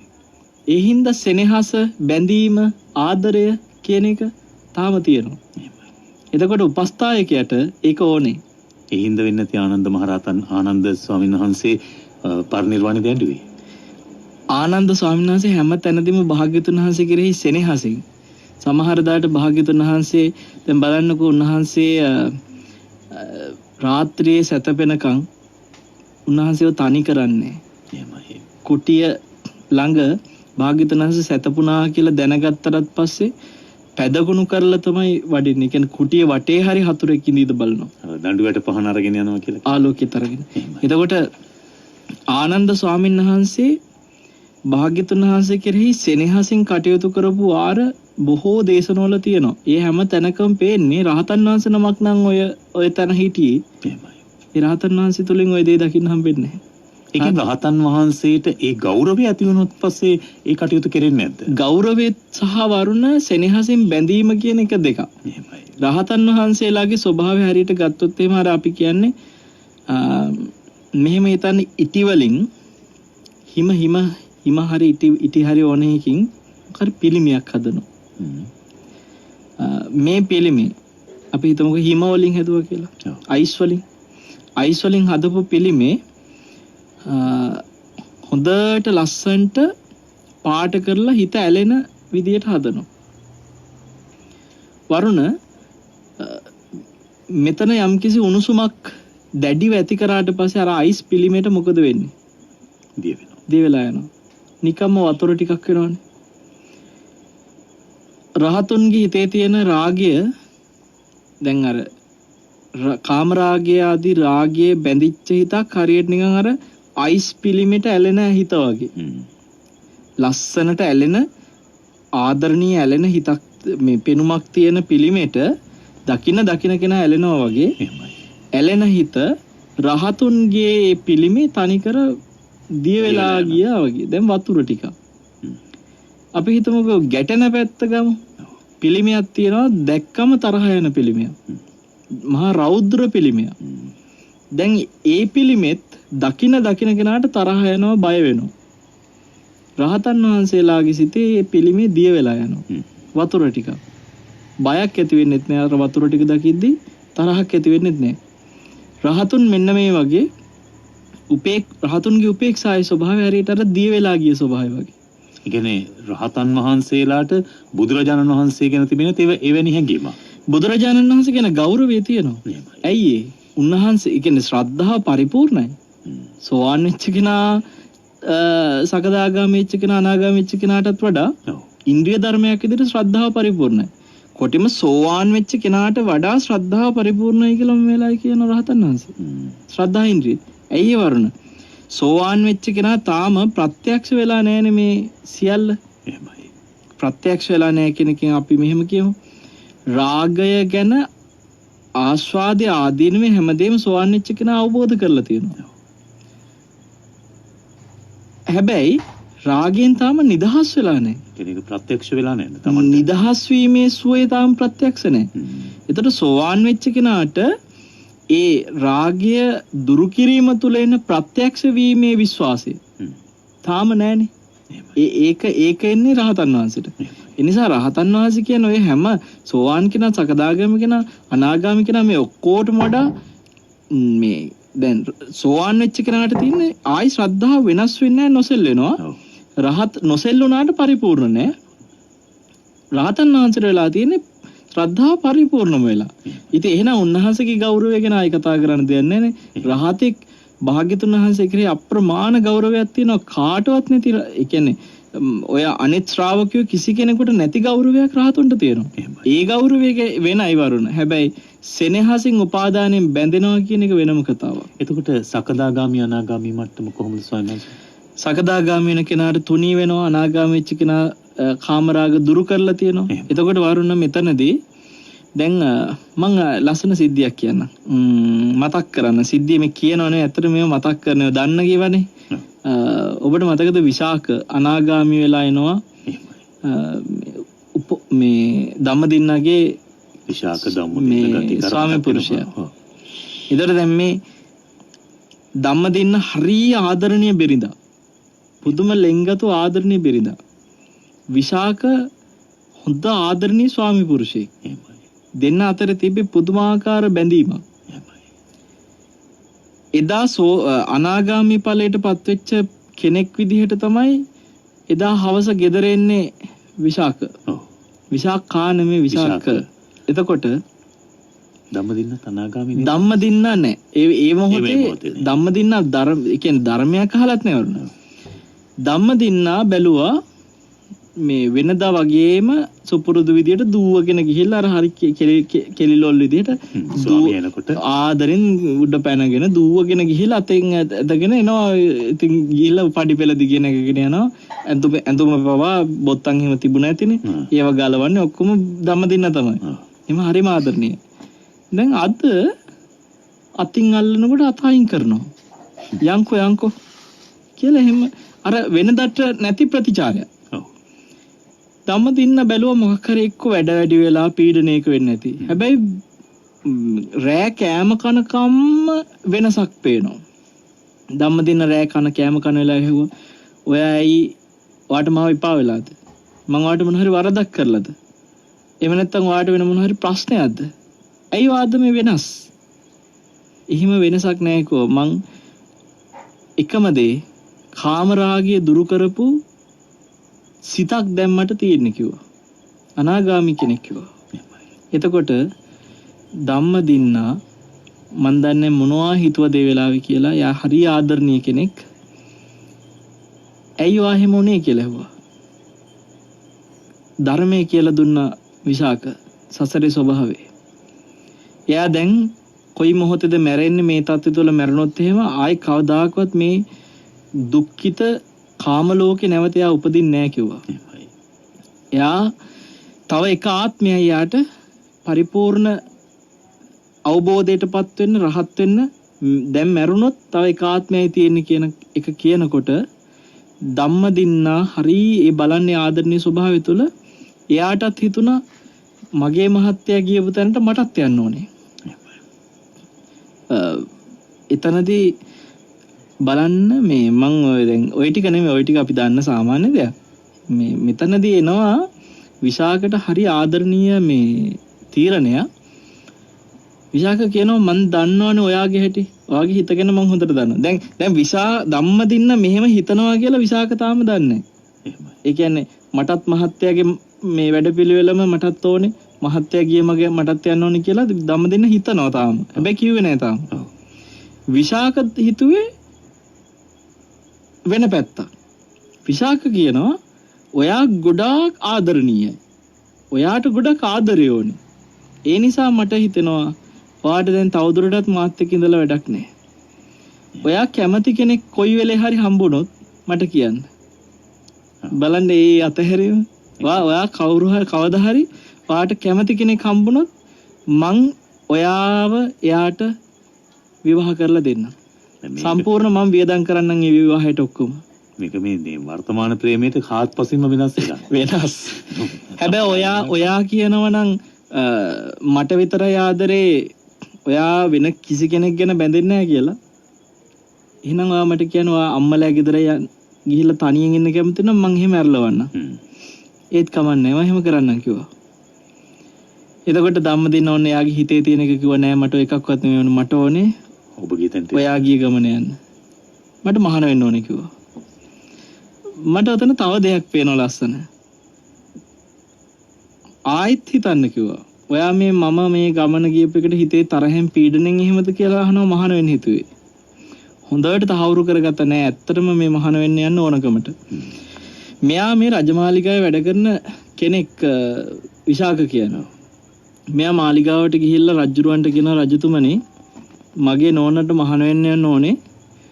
ඔබතුමාගේ මංගල රථය මට දෙන්න පුළුවන්ද කියලා ඇහුවා. එයාව එක්කගෙන යන්න බික්කුණි ආරාමයට. මට එයාව ගෙනියන්න ඕනේ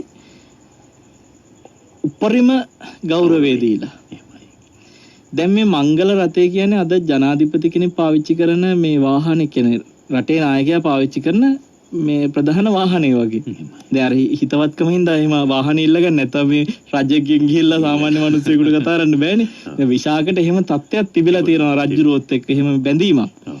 නිකන් අර රටේ නායකයන් ගිහිලා ඔබතුමා පාවිච්චි කරන බෙන්ස් එක මට පොඩ්ඩක් දෙන්න පුළුවන්ද කියලා. ඒ කියන්නේ මේ කාලේ හැටියට ගත්තොත් එහෙම මේ රජෙක් මේ ජනාධිපති කෙනෙක් පාවිච්චි කරන වෙඩිනවදින මේ කාර් එක ඉල්ලගත්තා වගේ වැඩක්. මේ මහාන කරන්න යන්නේ. දැන් අපිට හිතනවා මේ මාර්ගඵලලාභී ශ්‍රාවකේ මහාන වෙන්න යන්නේ මොකටද ඔය කැටයන්? ඔව් මේ අනාගාමි රහරහත් වෙලා ඔන්න මෙන්න. ඔව් අනාගාමි වෙලා කාමරාගේ දුරු කරලා මේ කැටයන් දාන්න යනවා මේ රජුරුවන්ගේ මංගල රථය ඉල්ලනවා.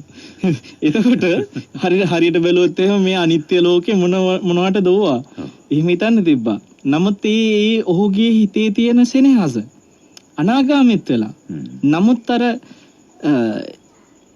අර අපිට පේනවා මේ අනාගාමී වුණත් ගිහි ගෙදර ඉන්න ශ්‍රාවක ශ්‍රාවිකාවන් තුළ සෙනෙහස කියන එක කාමයේ පැත්තෙන් නෙමෙයි. ඒ දියාරු වෙච්ච නැති ස්වභාවයක් තමයි නකුල මාතා නකුල පිතාගෙත් පේන්නේ. අපි දෙන්න කැමති ඊළඟ ආත්මෙත් එකටම උපදින්න කියලා කියන වචන තුලත් පේන්නේ ඒක. කියන්නේ ගෞරවනීය ප්‍රේමයක් මේ තියෙනවා. ගෞරවනීය බැඳීමක් තියෙනවා. කාමයේ තුල බැඳිච්ච නැති. ඒක තමයි මෙතනත් පේන්නේ ගෞරවයෙන්ම මේ රජුරන්ගේ වාහනේ තිල්ලගෙන ගිහිල්ලා බාර දුන්නා කොහාටද බිකුණි ආරාමයට. සහ ඒයින් පස්සෙත් බලන්නකො ඇහැ ගහගෙන හිටියා. එයා පිරිහෙයිද? එයා ධර්මය අවබෝධ කරලා ඇද්ද? ඔය චූල වේදල්ල සූත්‍රය සාක්ෂි දරන්නේ පසුවටත් විපරම් කරලා බලනවා. එයා සතුටින්ද ඉන්නේ? එයා කලකිරීමෙන්ද ඉන්නේ? එයා ධර්මය ගැන අවබෝධයක් තියනවද මේ වෙනකොට? ඒ ගැන හොයලා බලනවා. කල්යාණ මිත්‍රත්වය. ඉතින් එහෙනම් මං කියන්නේ අනාගාමී වුණාය, සකදාගාමී වුණාය, මේ මගපල් ලැබුවාය කියලා යුතුයකම් වගකීම් මගහැරලා දාලා දැන් මම බැඳෙන්නේ නැහැ කියලා එහෙම එකක් වෙලා නැහැ වරුණ. මං ඔබ මේ අනාගාමී ශ්‍රාවකයාට ගිහි ජීවිතේ ඉන්න පුළුවන් කියන්නේ તો හින්ද වෙන්නේ නැති ඉතින්. ගිහි ගෙදර ඉන්න පුළුවන් ඉතින් ওই විදිහටනේ. බලන්නකෝ යා කොච්චර ආදරණීයයිද දෙන්න බැලුවාට පස්සේ කාමරාගේ දුරු කරාට හරිම ආදරණීයයි. එහෙමයි. ඉතින් එහෙනම් අපි දැන් ඔබ ඇහුවේ මගෙන් සකදාගාමීච්ච අනාගාමීච්ච අය මොන වගේද හැසිරෙන්නේ කියලා. ඉතින් විසාක හැසිරිච්ච විදිය හරිය හොඳ උදාහරණයක් කරන සමාජයට. ඒ කියන්නේ අපිට වුණත් ඕනෑම කෙනෙකුට මේ අපේ බෞද්ධ ශ්‍රාවකයන්ට බෞද්ධ ශ්‍රාවකෙනි මේ ඕනම ශ්‍රාවකයෙකුට ධර්මයේත් එක්ක ගිහි ජීවිතය තුළ අර්ථාන්විතව ගෙවන්නට පුළුවන්. ඔව් දැන් මම අද දැකලා තියෙන සමහර ස්වාමීන් පුරුෂයෝ ධර්මයට එනවා. ඇවිල්ලා මේ දැන් අතෙන්දී නෝනට බලපෑම් කරේ නෑනේ විසාක. ඔයත් එන්න ඕනේ ධර්මයට. ඔයා මේ නේද බලෙන්ගෙන් අදිනවා. දැන් එතකොට විසාක බැලුවේ වෙලාවේ විසාකට ඔන්නන් තිබ්බා මේ ඔයා ධර්මයට එන්න ඒක තමයි මට දෙන්න පුළුවන් හොඳම කල්යාණ මිත්‍රත්වය කියලා කියන්නේ. ඒත් විසාක ඉස්සෙල්ලම බලනවා මෙයා ආදරණීය කෙනෙක්, මෙයා තවදුරටත් කාමයේ පැත්තට යන කෙනෙක්ද? ඒක බලන්න ඕනුණා. ඔයා කැමති කෙනෙක් ඉන්නවනම් මම ඔයාට එයාව බඳලා දෙන්නම් කිව්වා. අද ධර්මයට සමහර ස්වාමී පුරුෂයෝ ඉන්නවා ගෙදර මහාන වෙලා වගේ ඉන්නේ. බිරිඳ ධර්මයේ තුල නැහැ. බිරිඳ හිතේ පසුතැවීමෙන් ඉන්නවා. මේ මිනිසයා මාව විවාහ කරගෙන මෙයා නිකන් ගෙදර හාමුදුරු කෙනෙක් වෙලා ඉන්නේ. එහෙමයි. ඒ කියන්නේ කොහෙටවත් නැති විදිහට මේ බලපෑම් කරනවා කාන්තාවටත් තමන් ආපු ගමනෙන් ඒ හේතුව මොකක්වත් නෙවෙයි යට ඉරිසියාවක් තියෙනවා. මෙයා මෙහෙම ඉඳලා වෙන කාට හරි ලං වෙයිද? ඒ කියන්නේ මේ අනාගාමී නොවිච්ච විපාකේ නෙවෙයි තියෙන්නේ. ඔව් ඒක සෝවාන් නොවිච්ච විපාකේ නෙවෙයි තියෙන්නේ. ධර්මයට ඇවිල්ලා Brahmachari වෙලා අර කාන්තාව ගැන ඉරිසියාවක් තියෙනවා වෙන කායික හරි බෙනේද කියලා. ඉතින් ඒක අර හිතියට වැඩිය දරුණුයි. හිතන්න එහෙනම් ඒ වගේ අයට හොඳ චරිතයක් උදාහරණයට ගන්න නේද? විශාක. ඇත්තටම මේ ඔබ වහන්සේ අර එක තැනක සිහිපත් කරපු කාරණාව මට මා පුදුමයක් දෙනුණා. මේ පිළිබඳව සාකච්ඡාත් කරලා තිබෙනවා. දැන් යශෝදරාව ස්වාමීන් වහන්සේ දැන් තමන්ගේ පළවෙනි දැනට තමන්ගේ දරුවා ඉපදුන මොහොත රාහුල කුමාරෝත්පත්තියත් එක්ක දැන් සිදුවත් කුමාරයා ගිහිගේ අත්හැරලා ගියාම ඇති වෙන්න ඕන තරහනේ. ඒකත් එක්ක දැන් දරුවාට එහෙමනම් තාත්තගෙන වෛරයක් නැති වෙන්න ඕන. හැබැයි අර වෛරය හදනවනේ. එහෙම සමහර එහෙමනේ. නරසිය ගාථා ටිකේ අනිත් පැත්තටනේ ස්වාමීන් වහන්සේ තියෙන්නේ. ඒක තමයි කියන්නේ. ඇය වෙන්න හැමෝට කාටවත් බෑ වරුනේ. එහෙමයි. ඒක හරි අපූර්වයි. ඇයගේ ඇතුලේ හිතලා බැලුවොත් ඇයගේ චරිත ස්වභාවය ඇතුලේ ඇය හිත හසුරපු හැටි ධර්මයවත් දන්නේ නැතුව මහා කියන්නේ ඔය ජීවිතේ සසරේ පුරුද්දක්ද මේක? අතීත ජීවිතවලත් ඇය හිත හසුරපු හැටි බැලුවොත් එහෙම වරුණ මහා ධර්ම දැනුමක් මහා ධර්ම අවබෝධයක් තියෙන කෙනෙක් වගේ. දැන් අතන සාලිය ක්‍රිෂ්ණජිනා දන් දෙනකොට පුදුම ඒක මහා අපූර්වත්වයක් ඒ චරිතය ගැන නම් මම හිතන්නේ ඒ මහා උත්තම චරිත ගලපනවනේ අද සමහරවල්නේ ඔබ යසෝදරාවක් වගේ කිය පෙම්මතුන් පෙම්මතියන්ට ගලපනවා. කොතනද ඉන්නේ කියලා. එහෙම කවදාකවත් ඒ ගලපන්නේ Taman දකින්න කෝණෙන්. නමුත් යසෝදරා කියන්නේ එච්චර පටු චරිතයක් නෙමෙයි. යසෝදරාව එහෙම ගලපන්න තියා හිතන්නවත් බෑ. මං ඇත්තට වර්ණ ඔබත් එක්ක කියලා තියෙනවා යසෝදරා ගැන මට රැලි වෙනකන් කතා කරන්න පුළුවන්. නමුත් කතා කරන්න මට ආත්ම ශක්තියක් නෑ යසෝදරා ගැන කතා කරන්න. සනස දැන් ඒ වගේම තමයි දැන් ඔය පිප්පලි කුමාරයයි භද්‍රා කාපිලානියයි පිළිබඳව සිහිපත් කළත් එහෙම පුදුම අවබෝධයක්. මේ දැන් මේ අපේ බෞද්ධ ඉතිහාසයේ නැත්නම් අපේ සංස්කෘතියත් එක්ක බද්ධ වුණු මේ බෞද්ධ ජන සමාජයට මේ අර්ථයනේ ගන්න ඕන. තමන්ට පෙම්වතියක් වෙනුවෙන් යොමු වෙන අවස්ථාවක ඉඳලා අපි මේක අනිත් පැත්තටම නිකන්. දැන් අද මම දේශනාව තුළ සෙනෙහස කියන එක රැක ගන්න හැටි තමයි සිහිය සතිය පුරුදු කරමින් ධර්මයේ තුල හිත හසුරමින් පටික සංඥා දුරු කරමින් සෙනෙහස රැක ගන්න හැටි අපි කතා කරා. එතකොට සමහරව හිතන් ඉන්නේ ධර්මයේ කියන්නේ සෙනෙහසට පහර දෙන්න තමයි ධර්මයේ තියෙන්නේ කියලා. එහෙමයි. සෙනෙහසට පහර දෙන්න. නමුත් ප්‍රේමයයි වෛරයයි අතර කෙස් ගහක වෙනසක් තියෙනවා කියලා කියන්නේ ඔය හින්දා ඉන්නේ. ඔව් සෙනෙහසට පහර දෙන්න ධර්මයේ පාවිච්චි කරනවා කියලා හිතන් ඉන්න අයට තේරුම් ගන්නත් එක තමයි මම ඔය කියලා දුන්නේ. සතිය පුරුදු කරන අයගේ ආදර බැඳීම ශක්තිමත් වෙනවා මිසක් ඒ සෙනෙහසට පහර වදින්නේ නැහැ. සෙනෙහසට පහර වදින්නේ හැමතිස්සෙම සතිය නැති පටික සංඥා පිරිච්ච තැනමයි. ඒක තමයි අපි තේරුම් ගන්න ඕන තරුණයන් විදිහට බොහෝ දෙනා සතියක් යන්නේ ඉස්සෙල්ලා මේ ප්‍රේමයට සතිය නැති නිසා සතියක්වත් ඉන්නේ නැහැ ඒකට. අනිත් පැත්තට දැන් මෙහෙම දේවලුත් තියෙනවානේ ස්වාමීන් වහන්සේ. දැන් විවාහ වෙන්න කලින් ප්‍රේමවන්තයින් ප්‍රේමවන්තින් විදිහට කටයුතු කරන බොහොම සතුටින් ඉන්නේ. හරි අන්‍යෝන්‍ය අවබෝධයක් තියෙනවා වගේම දැනෙන්නේ. බැඳලා සතියෙන් හමාරෙන් අපේ හාමුදුරනේ වලම් මුට්ටි පුඩි කරගෙන ගහක මරාගෙන තත්ත්වයටපත් වෙනවානේ. ඒ බැඳීම වැඩිවීමත් එක්කද මොකක්ද එහෙම වෙන්න හේතුව? මම හිතන්නේ දේශනය හොඳින් අහුවනම් දේශනාව තුළ ගොඩාක් දුරට මේ ප්‍රශ්නෙට උත්තරේ පැහැදිලි. අපි සංඥා මාරු වෙනවා. ඒක තමයි මෙතන ලොකුම කාරණේ. ඉතින් යෝජනා කරනවා පුළුවන් නම් මේ ඔය ගෙදර ඉන්න ආදරණීය ඇය සමග ඔහු සමග ඔය තියෙන බැඳීම මේ ඔය විදිහට බිඳෙන්නේ නැති වෙන්න පුළුවන් නම් ಗುಣ ලියන්න පොතක. එහෙමයි. එයා ගැන ಗುಣ ලියන්න. එයාගේ ಗುಣ හොයන්න. ඒකෙන් සත්පුරුෂයෙක් වෙන්න හොඳ වැඩක් නේ. හොඳ වැඩක්. ಗುಣ හොයන තැන තියෙන්නේ අසත්පුරුෂ වදුකා සූත්‍රයේ තාම පැහැදිලිව තියෙනවා. ಗುಣ හොයන තැන තියෙන්නේ සත්පුරුෂකම. එතකොට ලෝකයේ ಗುಣ හොයන්න කලින් එයාගේ ಗುಣ හොයන්න. එයාගේ ಗುಣ ලියන්න එයාටත් හොරෙන්. ලියන්න පටන් ගන්න අද ඉඳලා පොතක් අරගෙන ලියලා දවසක එයාගේ උපන්දිනේට ඔය පොත තෑග්ගක් විදියට දෙන්න. ඒ දෙනකොට ඔබ එයා ගැන ගොඩාක් ඇගීමක් හිතේ හදාගෙන එයා කියන කරන හැම දෙයක් ගැනම ගුණයක් විදියට ඒක දකින්න උත්සාහ කරමින් ඒ තුල පටික සංඥාවට ඉඩ දෙන්නේ නැතුව හිතේ පුළුවන් තරම් ඒතර යෝනිසෝමනසිකාරය පැත්තට ශක්තිය දීලා මේ හිත පීඩණයට වැටෙන්නේ නැතුව බැඳීම කඩා වැටෙන්නේ නැති වෙන විදියට ජීවිතේ ගොඩ ගන්න හොඳ අභ්‍යාසයක් වෙයි. පුළුවන් නම් මං කියන්නේ එයාගේ ගුණ ලියන්න පටන් ගන්න. ඒ කියන්නේ අපි පැරණන් තුල අපේ අම්මලා අප්පච්චිලාගේ ඉතිහාසය අවුරුදු 20 30කට එහා ඉතිහාසය බැලුවහම බොහොම සමගියක් තිබුණා. එදා මම හිතන්නේ මේ අපේ දරුවගේ අම්මා කියලා කතා කරලා ගොඩක් වෙලාවට නේද එහෙම ලොකු ලෙන්ගතු භාවයක් තිබුණා. අද වර්තමානයේ මේක මේ අයිස්ක්‍රීම් එක වගේ. ඒ කාලේ වරුණ ගෞරවයත් එක්ක ආපු ආදරයක් තිබ්බා. ඕන් තුල. ඉතින් අපි සමහර අවස්ථාවලදී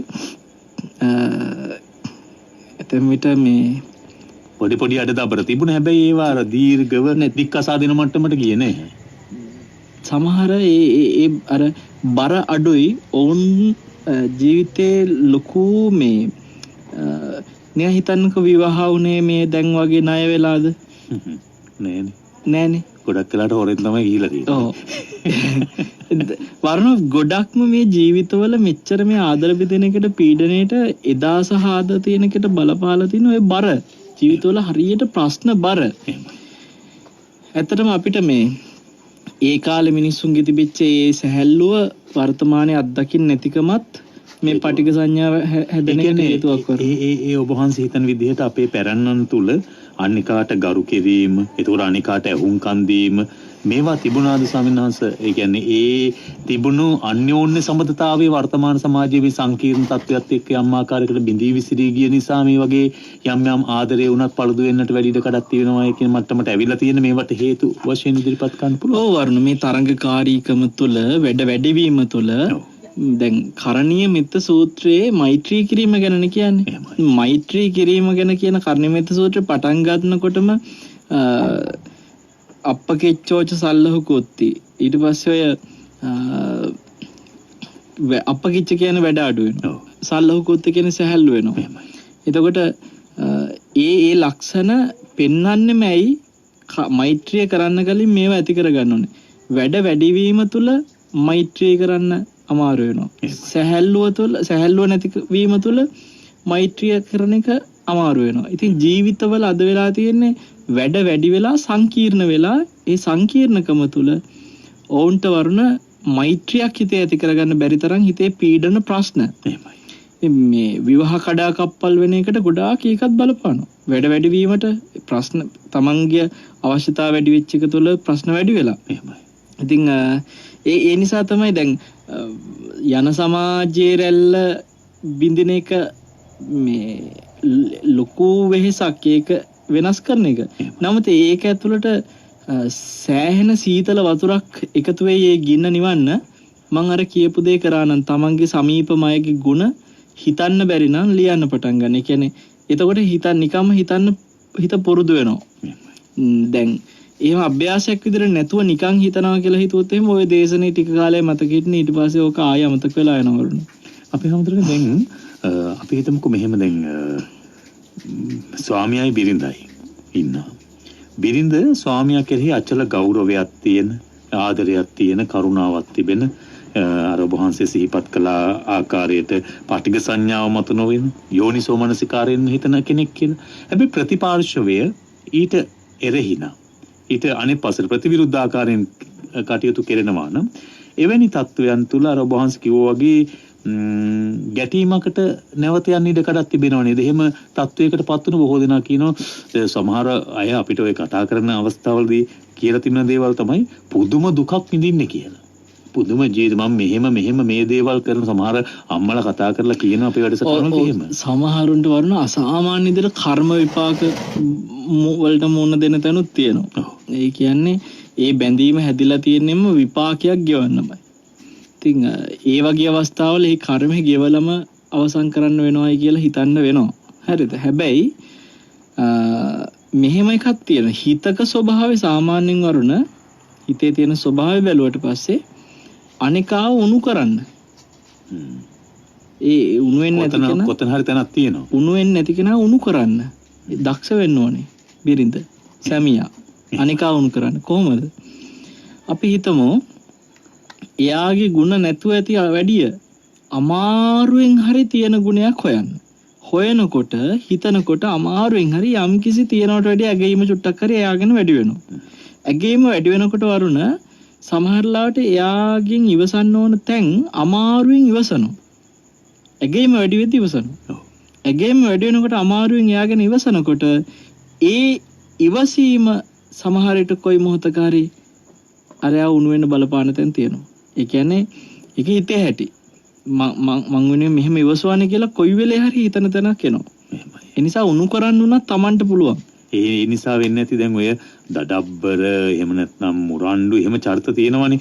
ඔහොන්ම කියන සමහරලාට මාව සමහර ආදරණීය චරිත ළඟ වෙනස් වෙනවා. මම දන්න එක වයෝවෘද්ධ තාත්තා කෙනෙක් ඉන්නවා. ඒ තාත්තා මට කියනවා යා හාල් මෝල් එහෙම කරපු කෙනෙක් අදටත් ඒ ව්‍යාපාර කරනවා.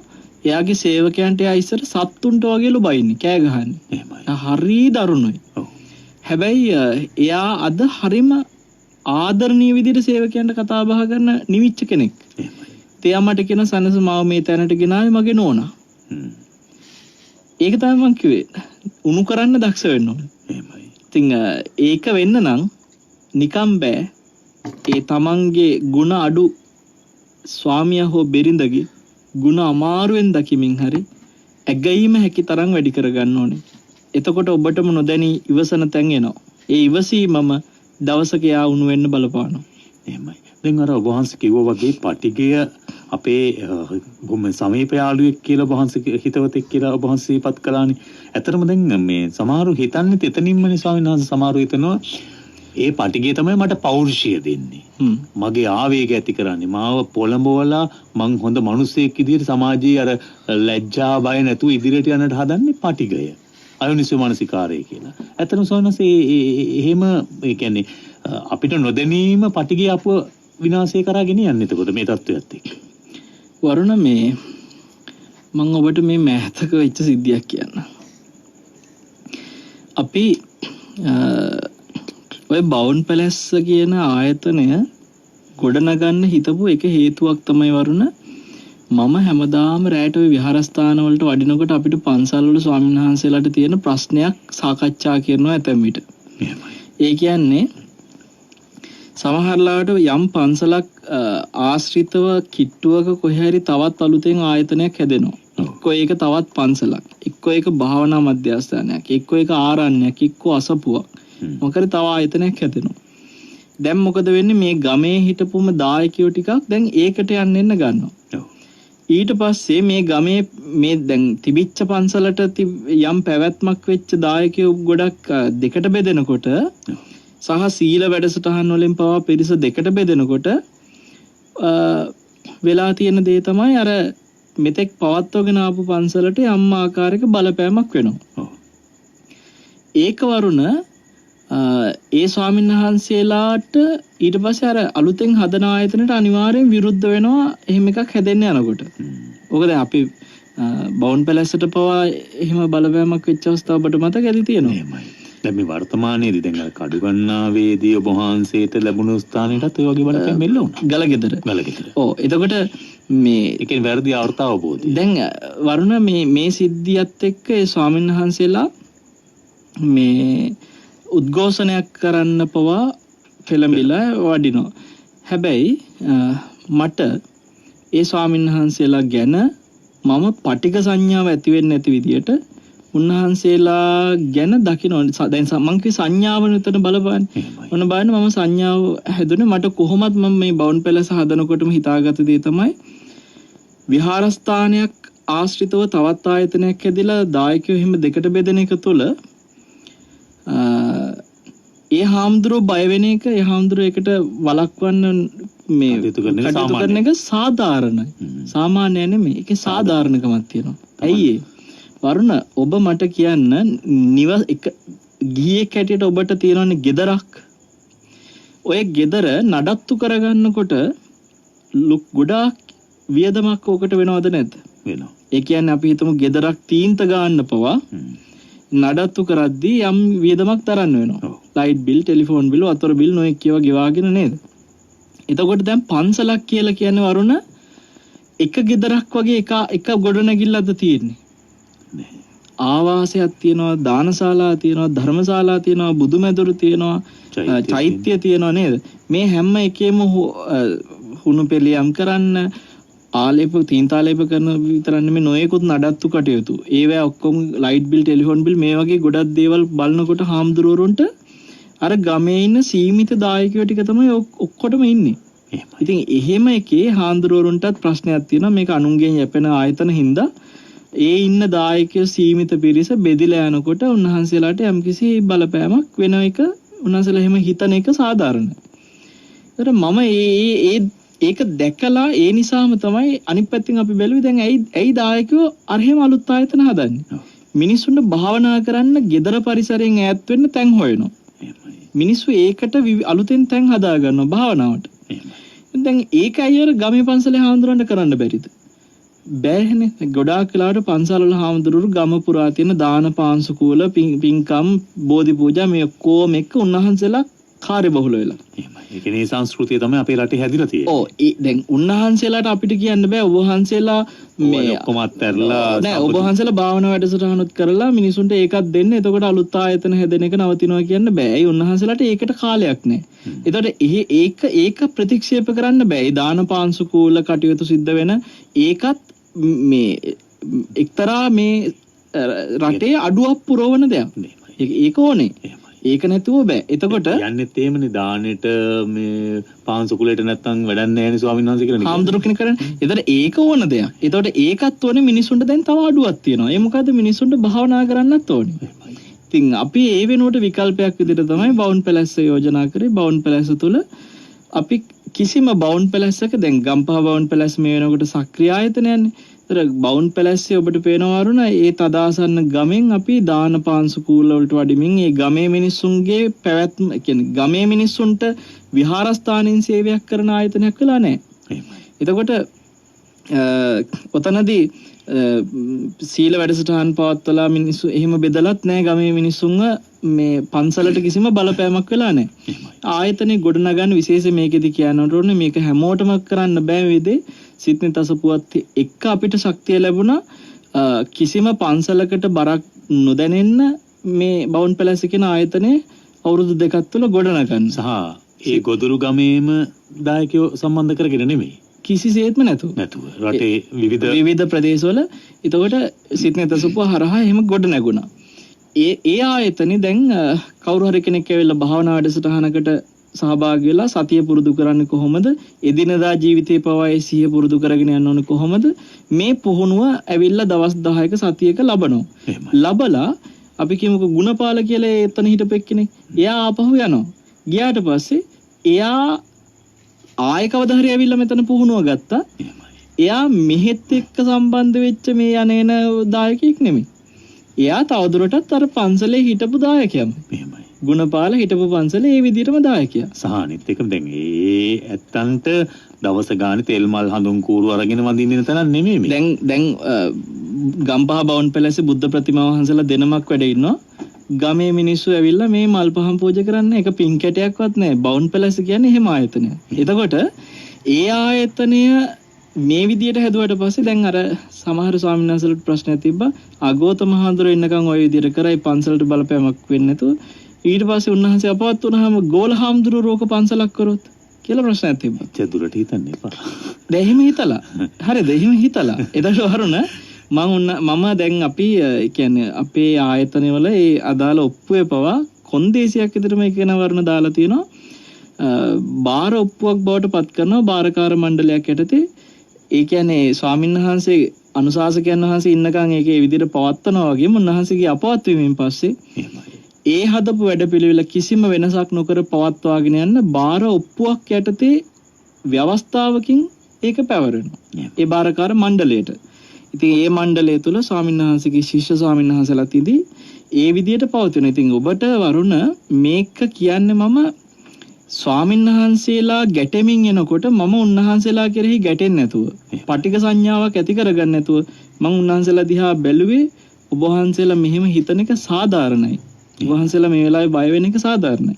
හැබැයි එකම ප්‍රශ්න උන්වහන්සේලා මේ අපි කරේ මොකද්ද කියන එක අහුම්කම් දෙන්න උත්සාහ ගත්තේ නැහැ. ඒ කියන්නේ ඔබ වහන්සේ දේශනාවේදී කියපු ඉවසීම එහෙම ඉවසීම පිළිබඳව ඊට පස්සේ අනිත් පැත්තෙන් සැකය මේ දේවල් එක්ක කැළඹිලා තිබෙන්නේ. සමහර හේතු ගොඩක් තියෙනවා. අපි ඒවා ඕනේ වරුණ මෙතන ඇත්තටම හිතුවොත් එහෙම ප්‍රශ්නයක් තමයි සමාජය තුළ මේ විහාරස්ථාන ගොඩනැගෙනකොට සීමිත දායක. දැන් මට ගත්තොත් එහෙම රට පුරා ලෝකෙ පුරා අපිට මේ කටයුතු වලට උපකාර කරන මිනිස්සු බොහෝ ඉන්නවා.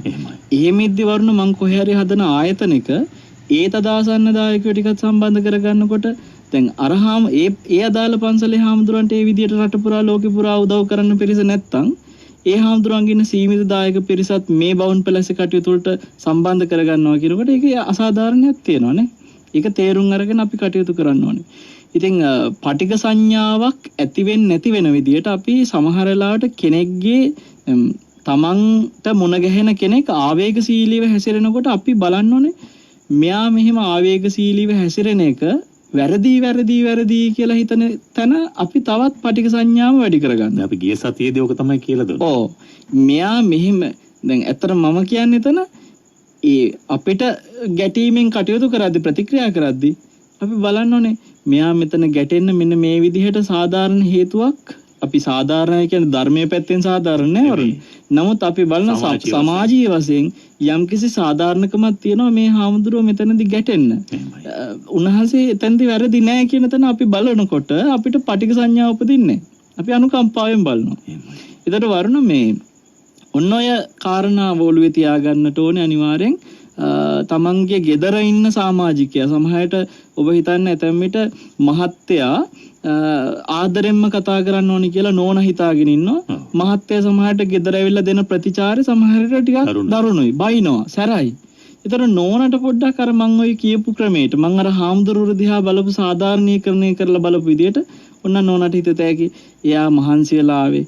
එයාට සමහරට මේ ඒ වැඩ වැඩිකම නිසා තිහෙට්ටුව නිසා වෙන්න පුළුවන්. අර ඒ වගේ සෞම්‍ය අනේකාව සාධාරණය කරලා හිතන සංඥා පටික සංඥා හදන්නේ නැහැ. දැන් සමහරු කියනවනේ එහෙම මම ඉවසුවා.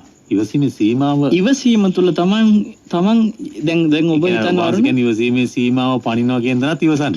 දැන් මට පහුගිය දවසක ස්වාමීන් වහන්සේලා පිරිසක් හේතු උද්ඝෝෂණයක් කරන්න ඇවිල්ලා උන්වහන්සේලා එහෙම කටයුතු කරලා වැඩලා මම නුවර ඉන්නකොට ඔය මේ කඩවත පැත්තේ අපේ හිතවත් මහත්තයෙකුට ඒ ගැන ආරංචි වෙලා වෙන මාර්ගිකින් එතුමා රාජකාරී වෙලා එදා රාත්‍රියේ මෙනවා මාව බලන්න කියලා නුවරට බලලා යන්න. දැන් එතුමා ආයි හිට වැඩට යන්න ඕනේ. මේ මොකටද? එතුමාගේ හිතට මේ වැඩ කරගන්නවත් ශක්තියක් නැහැලු. මේ හාමුදුරුවෝ ඉන්න තැන උද්ඝෝෂණයක් කරලා හාමුදුරුවන්ට කරදරයක් වෙලා දන්නේ කියලා බය වෙලා. මාව දැන් බලන්න ඔන්න රැතිස්සේ දුවගෙන ආවා. ඇවිල්ලා මම දැන් සාමාන්‍ය විදිහට ඉන්නවා. වෙනදා වගේම දැන් මගේ කතා බහ දැකලා මෙතුමයින් අහනවා සනස මෙච්චර දෙයක් කළා ඔබ වහන්සේ කොහොමද මේ කිසිම ගාණක් නැතුව ඔය සාමාන්‍ය විදිහට ඉන්නේ වෙනදා වගේම කියලා මම අහනවා. ඉතින් වරුණ අපි හැමතිස්සෙම දැනගන්න ඕන දේ තමයි වීරියක් තියෙන්න ඕනේ. බුදුරජාණන් වහන්සේගේ සූත්‍රයක තියෙනවා ප්‍රශ්නයක් ඇති තැන තමයි වීරිය ඇති වෙන්න ඕනේ. කෙනෙකුගේ වීරිය දකින්න පුළුවන් ප්‍රශ්නයක් තියෙන තැනක. ඒක හොඳට මතක තියාගන්න. එහෙමයි. දැන් මම කාමරය ඇතුළට වෙලා වීරිය කරනවා කියමුකෝ කුටිය ඇතුළට වෙලා. එළියට ආව ගමන් නැත්තම් ඒ වීරිය එළියට ආවට පස්සේ ප්‍රශ්නයක් අභියස මට නැත්තම් ඒ වීරියෙන් ඇති වැඩක් නැහැ නේ. වීරිය තියෙනෝනේ ප්‍රශ්නයක් තියෙන තැනක. ඉතින් ඒතර අපිට යම් පුහුණුවක් මේ මනසට නැතුව කොහොමද මිනිසුන්ට පුහුණුවක් දෙන්නේ? අපේ බෝට්ටුවේ හිල්නම් කොහොමද තවාය මේ බෝට්ටුවට අපි නග්ග ගන්න? ඒ නිසා අපි ඉස්සෙල්ලා උත්සාහ කරන්න ඕනේ මේ හිල් වහගන්න. එහෙමයි. ඉතින් ඒ මහත්තයට මං කිව්වා මේ ඒ ගැන අපි ඒ ස්වාමීන් වහන්සේලා ගැන දැකපු විදිහක් තියෙනවා. උන්වහන්සේලා ගැන සංඥාව ඇති කරගත්ත හිතපු විදිහක් තියෙනවා. ඒක තුළ මනස කලබල වෙන්න අවශ්‍ය නැහැ කියලා. දැන් ওই පටිගය පිළිබඳව ආයෝනිසෝ මනසිකාරය පිළිබඳව ඔබ වහන්සේ සිහිපත් කළා. දැන් පටිගය නෙමෙයි අපි අනිත් පැත්ත. දැන් ඔබ වහන්සේට එහෙම කරදරයක් වුණ තැන පුදුම කියන්නේ ඒ අපි එනවා දැඩි ඇලීමකින් අපේ හාමුදුරන්ට එහෙම වෙලා තියෙන අපි බලන්න ඒකත් වරදක්ද එතකොට වරුණ එහෙම එන ඇලීම දැන් කෙනෙක් ස්වාමීන් වහන්සේ නමක් ගැන ලෙන්ගතුව බැඳීමෙන් ඉන්න එක හරි. හැබැයි ඒකෙදි ඒ කෙනා අපි ළඟට අපි කරේ තියෙන බැඳීම නිසා අපි මට කරදර කරන්න එන කෙනා ගැන මේ යම් අකුසල සහගත විදියේ ක්‍රියාවකට හිතනවා. සනස මං ඔය ඇලීම නිසා පටිගේ මතුවෙලා. ඔව් මං ගිහලා දෙකක් කියලා එන්නද? මං බැනලා එන්නද? මෙහෙම කරන්නද කියලා අහනවා කියමුකෝ. ඒ අපිට තියෙන ආදරයට කියමුකෝ. හැබැයි මම දක්ෂ වෙන්න ඕනේ. මෙයා මට සෙනෙහසින් නම් කටයුතු කරන්නේ. මමත් එයාට සෙනෙහසක් තියෙන්න ඕනේ. කොහොමද? මෙයා මේ හිතන විදිය තුල එයාට අකුසලයක් රැස් වෙන්නේ. ඒ අකුසල හිතින් එයාව ඈත් කරන්න මං එයාට උපදෙස් දෙන්න ඕනේ. දැන් මං දැක්කා මේ ඔය විහාරස්ථානවල එහෙම සමහර දායකයෝ ඉන්නවා දැන් අපිට මතකයි බවුන් පැලැස්ස මේ මොකද්ද කියලාවත් හරියට දන්නේ නැතුව ගොඩනගන්න එකට මේ බලපෑම් කරලා ඒක දායකෙක් මේ ඒ දායකයා වරුණ මේ පන්සලට තියෙන ආදරයට ඉතින් හැබැයි ආදරයට මේ දායකයා කියනවා මේ අපිව හැබැයි මැරයෝ කරගන්න එපා කියනවා. හරිද? බාසුන් නැහැ කෙනෙක්. අපිව මැරයෝ කරගන්න එපාලු. එතකොට දැන් භික්ෂුව දක්ෂ වෙන්න ඕනේ. තමන් ගැන සෙනෙහසින් පන්සල ගැන සෙනෙහසින් නම් මේ දායකයා ඒ තරම් මානසිකත්වයකට එන්නේ. ඒ වගේ තැනකට මෙයා යන්න කලින් එයාගේ හිත සමනය බැරිය නොකර ඉන්න. එයාගේ හිත මේ සංසුන් කරන්න අපි දක්ෂ වෙන්න. නැත්නම් එයා අපිට සෙනෙහසින් කටයුතු කරලා අපි එයාට කිසිම සෙනෙහසක් නැහැ. එයා අන්තිමට නිරයයි. දොගතියයි. ස්වාමීන් වහන්සේ දක්ෂ වෙන්න ඕන ඔහු මැරයෙක් නොකර ඉන්න. ඒ හරි මාර්ගය. ඒක විසඳන ක්‍රමවේදයයි. දැන් අපි ඔය ඕක උදාහරණයකට ගත්තේ. ඒක මං කියන්නේ ගේ ඇතුලේ තමන් ගැන සෙනෙහසින් මේ ආදරෙන් තව කෙනෙකුට හිංසාවක් කරන්න තරහක් ඇති කරගෙන ගැටීමක් ඇති කරගෙන කෙනෙක් කටයුතු කරනවා නම් තමන් මොකද කරන්න ඕනේ? සෙනෙහස තියෙන කෙනාව ඒ තැනටපත් කරන්න නැතුව ඉන්න ඕනේ. ඒ කියන්නේ කරන ක්‍රමවේදය තමයි වෙනස තියෙන්නේ. අනිවාර්යයෙන්. හොඳයි අපිට අද දවසේ වැඩසටහනින් සමුගන්නත් ක්‍රමක්‍රමයෙන් කාලය උදා වෙලා තිබෙන අතරතුර විශේෂයෙන්ම සිහිපත් කරන ප්‍රේමවන්තයින්ගේ දිනේ වෙනුවෙන් අපි net FM රේඩියෝ ඔබ ගෞරවනීය ප්‍රේමයක් වෙනුවෙන් කෙරෙන්නා වූ වැඩසටහනක් විශේෂ වැඩසටහනක් හෙට සන්ධ්‍යාවේදී නෙල්ලිගල පුදුබිමේ සිට සිදු කරනවා. අපි ඔබට ආරාධනා කරනවා යෞවනයන්ට අර්ථාන්විතව මේ ප්‍රේමය දිහා බලන්නට දෙන්නා වූ කරන්නා වූ විවිධ වැඩසටහන් රාශියක් තිබෙන නිසා ඒ සඳහා සම්බන්ධ වෙන්නට මම හිතන්නේ මේ වැලන්ටයින් ඔබ වහන්සේ සිහිපත් කළා වගේ වැලන්ටයින් සාමිවරයා නෙමෙයි අපි ප්‍රධාන කොට ගත්තේ අර්ථාන්විතව අපේ ජීවිත ගෙන යන්නට පුළුවන් මඟක්. නැත්තම් මේ ප්‍රේමය වැලන්ටයින් ඩේ එක නැත්නම් ආදරවන්තයන්ගේ දවස කියන දවසේදී විනාශයට යන බොහෝ දේවල් තිබෙනවා. ඒ තත්ත්වයෙන් මුදවා ගන්නටත් යම් හේතුවක් වේවිමේ. කෙසේ නමුත් අපි ඔබට ඇරියුම් කරන්න හැම විටම ධර්මයත් එක්ක ඉන්න. ධර්මයට ලං වෙන්න. අපේ ගෞරවනීය ස්වාමීන් වහන්සේලා මේ ගිහි ජීවිතය තුළ අර ඔබ වහන්සේ සිහිපත් කළාම හරි සතුටක් දැනුනේ විශාක ගැන ධම්මදින්න ගැන මේ ගිහි ජීවිතයේ අනාගාමී ඉහළටම යන්න පුළුවන් තත්වයන් තිබෙනවනේ. අපිට සමහර විට මේවා ඇහිලා නැති වෙන්නත් පුළුවන් සමහරුට. සහ සමහරුන්ට මේ ඇහුණත් දැනෙන්නේ නැති වෙන්නත් පුළුවන්. මම හිතන්නේ අද ඇහුණා පමණක් නෙවෙයි දැනුණා. ඒ දැනුණ ආකාරය නැවත නැවත මෙනෙහි කරන්න ඕන ඔබ. මේ මෙනෙහි කිරීම තුළ ඔබේ ජීවිතයේ අර්ථාන්විතව ගෙවන්නට ජීවිතය බොහොම ආදරයෙන් කරුණාවෙන් මෛත්‍රියෙන් පිරුණු ජීවිතයක් බවට පත් කරගන්නට මේ කාරණා හේතු වේවි. ඒ නිසා ඒ සඳහා යොමු වෙන්න ඔබට ඇරයුම් කරමින් අද දවස තුලදී වැඩසටහනින් අපි සමුගන්න සූදානම් වෙන ස්වාමීන් වහන්සේ දැන් බවුන් පැලස්සේ තත්ත්වයේ පිළිබඳව අපි කෙටි කාලයක් මේ නිහඬව සිටියා. වර්තමානයේ කොහොමද ස්වාමීන් වහන්සේ මේ තත්ත්වය? වරුණ මේ තවත් කරුණක් ඉදිරි විශේෂයෙන් කියන්නට ඕනේ අපේ ජන්මදිනයේ යෙදෙනවා ලබන පෙබරවාරි 26 වෙනි දින පොහොය දවසේ පොහොය දිනය පෙබරවාරි 26 ජන්මදිනය පොහොය දිනය ලංකාවේ තියෙන දුෂ්කරම දිස්ත්‍රික්කයක මම ලබන සතියේ විස්තරට කියනවා දුෂ්කරම දිස්ත්‍රික්කයක පිරිවෙන් තෝරාගත පිරිවෙන් කිහිපයකට 26 වෙනිදා නිසා අපි පොත් කබඩ් 26ක් පූජා කරනවා. ඒ පින්කම මේ මහියංගන සෑ පුදබිමේදී අපි සිද්ධ කරන්න හිතාගෙන ඉන්නේ. මේ සඳහා සම්බන්ධ වෙන්න පුළුවන්ද? ඉදිරියේදී net ආයතනෙත් එක්කත් මේ ගැන පිළිවෙලකට පින්කම කළ යුතු ආකාරය සාකච්ඡා කරගෙන ලබන සතියේ වැඩිදුර තොරතුරු දැනුවත් කරනවා. ඒ කබඩ් 26 කැමැති 26 දෙනෙකුට අපිත් එක්ක එකතු වෙලා දායකත්වයට සම්බන්ධ වෙන්න පුළුවන්. ඔබ කතා කරන්නට ඕන පිරිවෙනක ස්වාමීන් වහන්සේලාගේ පොත් තැන්පත් කරන මේක විශේෂ ඉල්ලීමක් මත සිදු කරන පින්කමක් වරන ස්වාමීන් වහන්සේලාගේ ඉල්ලීමක් මත ඒ නිසා ඒ සඳහා සහ සම්බන්ධ වෙන්නට කැමති පින්වතුන්ට අපි ආරාධනා කරනවා. ඔබ කතා කරන්න මෙන්න මේ දුරකථන අංකයට කතා කරලා විස්තර දැනගෙන ඒ සඳහා අපේ හැමදෙරන්ගේ ජන්මදිනයත් සමගාමීව සිදු කෙරෙනා වේ පින්කමට දායක වෙන්න 07117 365 345 0.7 1.7 365 345 ඒ සඳහා ඔබට ආරාධනා කරමින් අපේ පූජනීය වල්පොළ ගෞතම ස්වාමීන් වහන්සේට නැවත නිදුක් නිරෝගී දීර්ඝායුෂ වේවා. ඒ උපන්දිනේ බොහොම අර්ථාන්විතව සමාජයට රටට ඒ වගේම ශාසනයට වැඩදායීව ගත කරන්නට ඒ සඳහා ඔබ වහන්සේට දිටි ශක්තිය ලැබේවා කියලා ප්‍රාර්ථනා කරමින් උතුම් වූ ධර්මාවබෝධය ප්‍රාර්ථනා කරමින් සෙන්සුරාදා සිටනේ තසපෙන් සමුගන්නවා. හැමදෙනාටම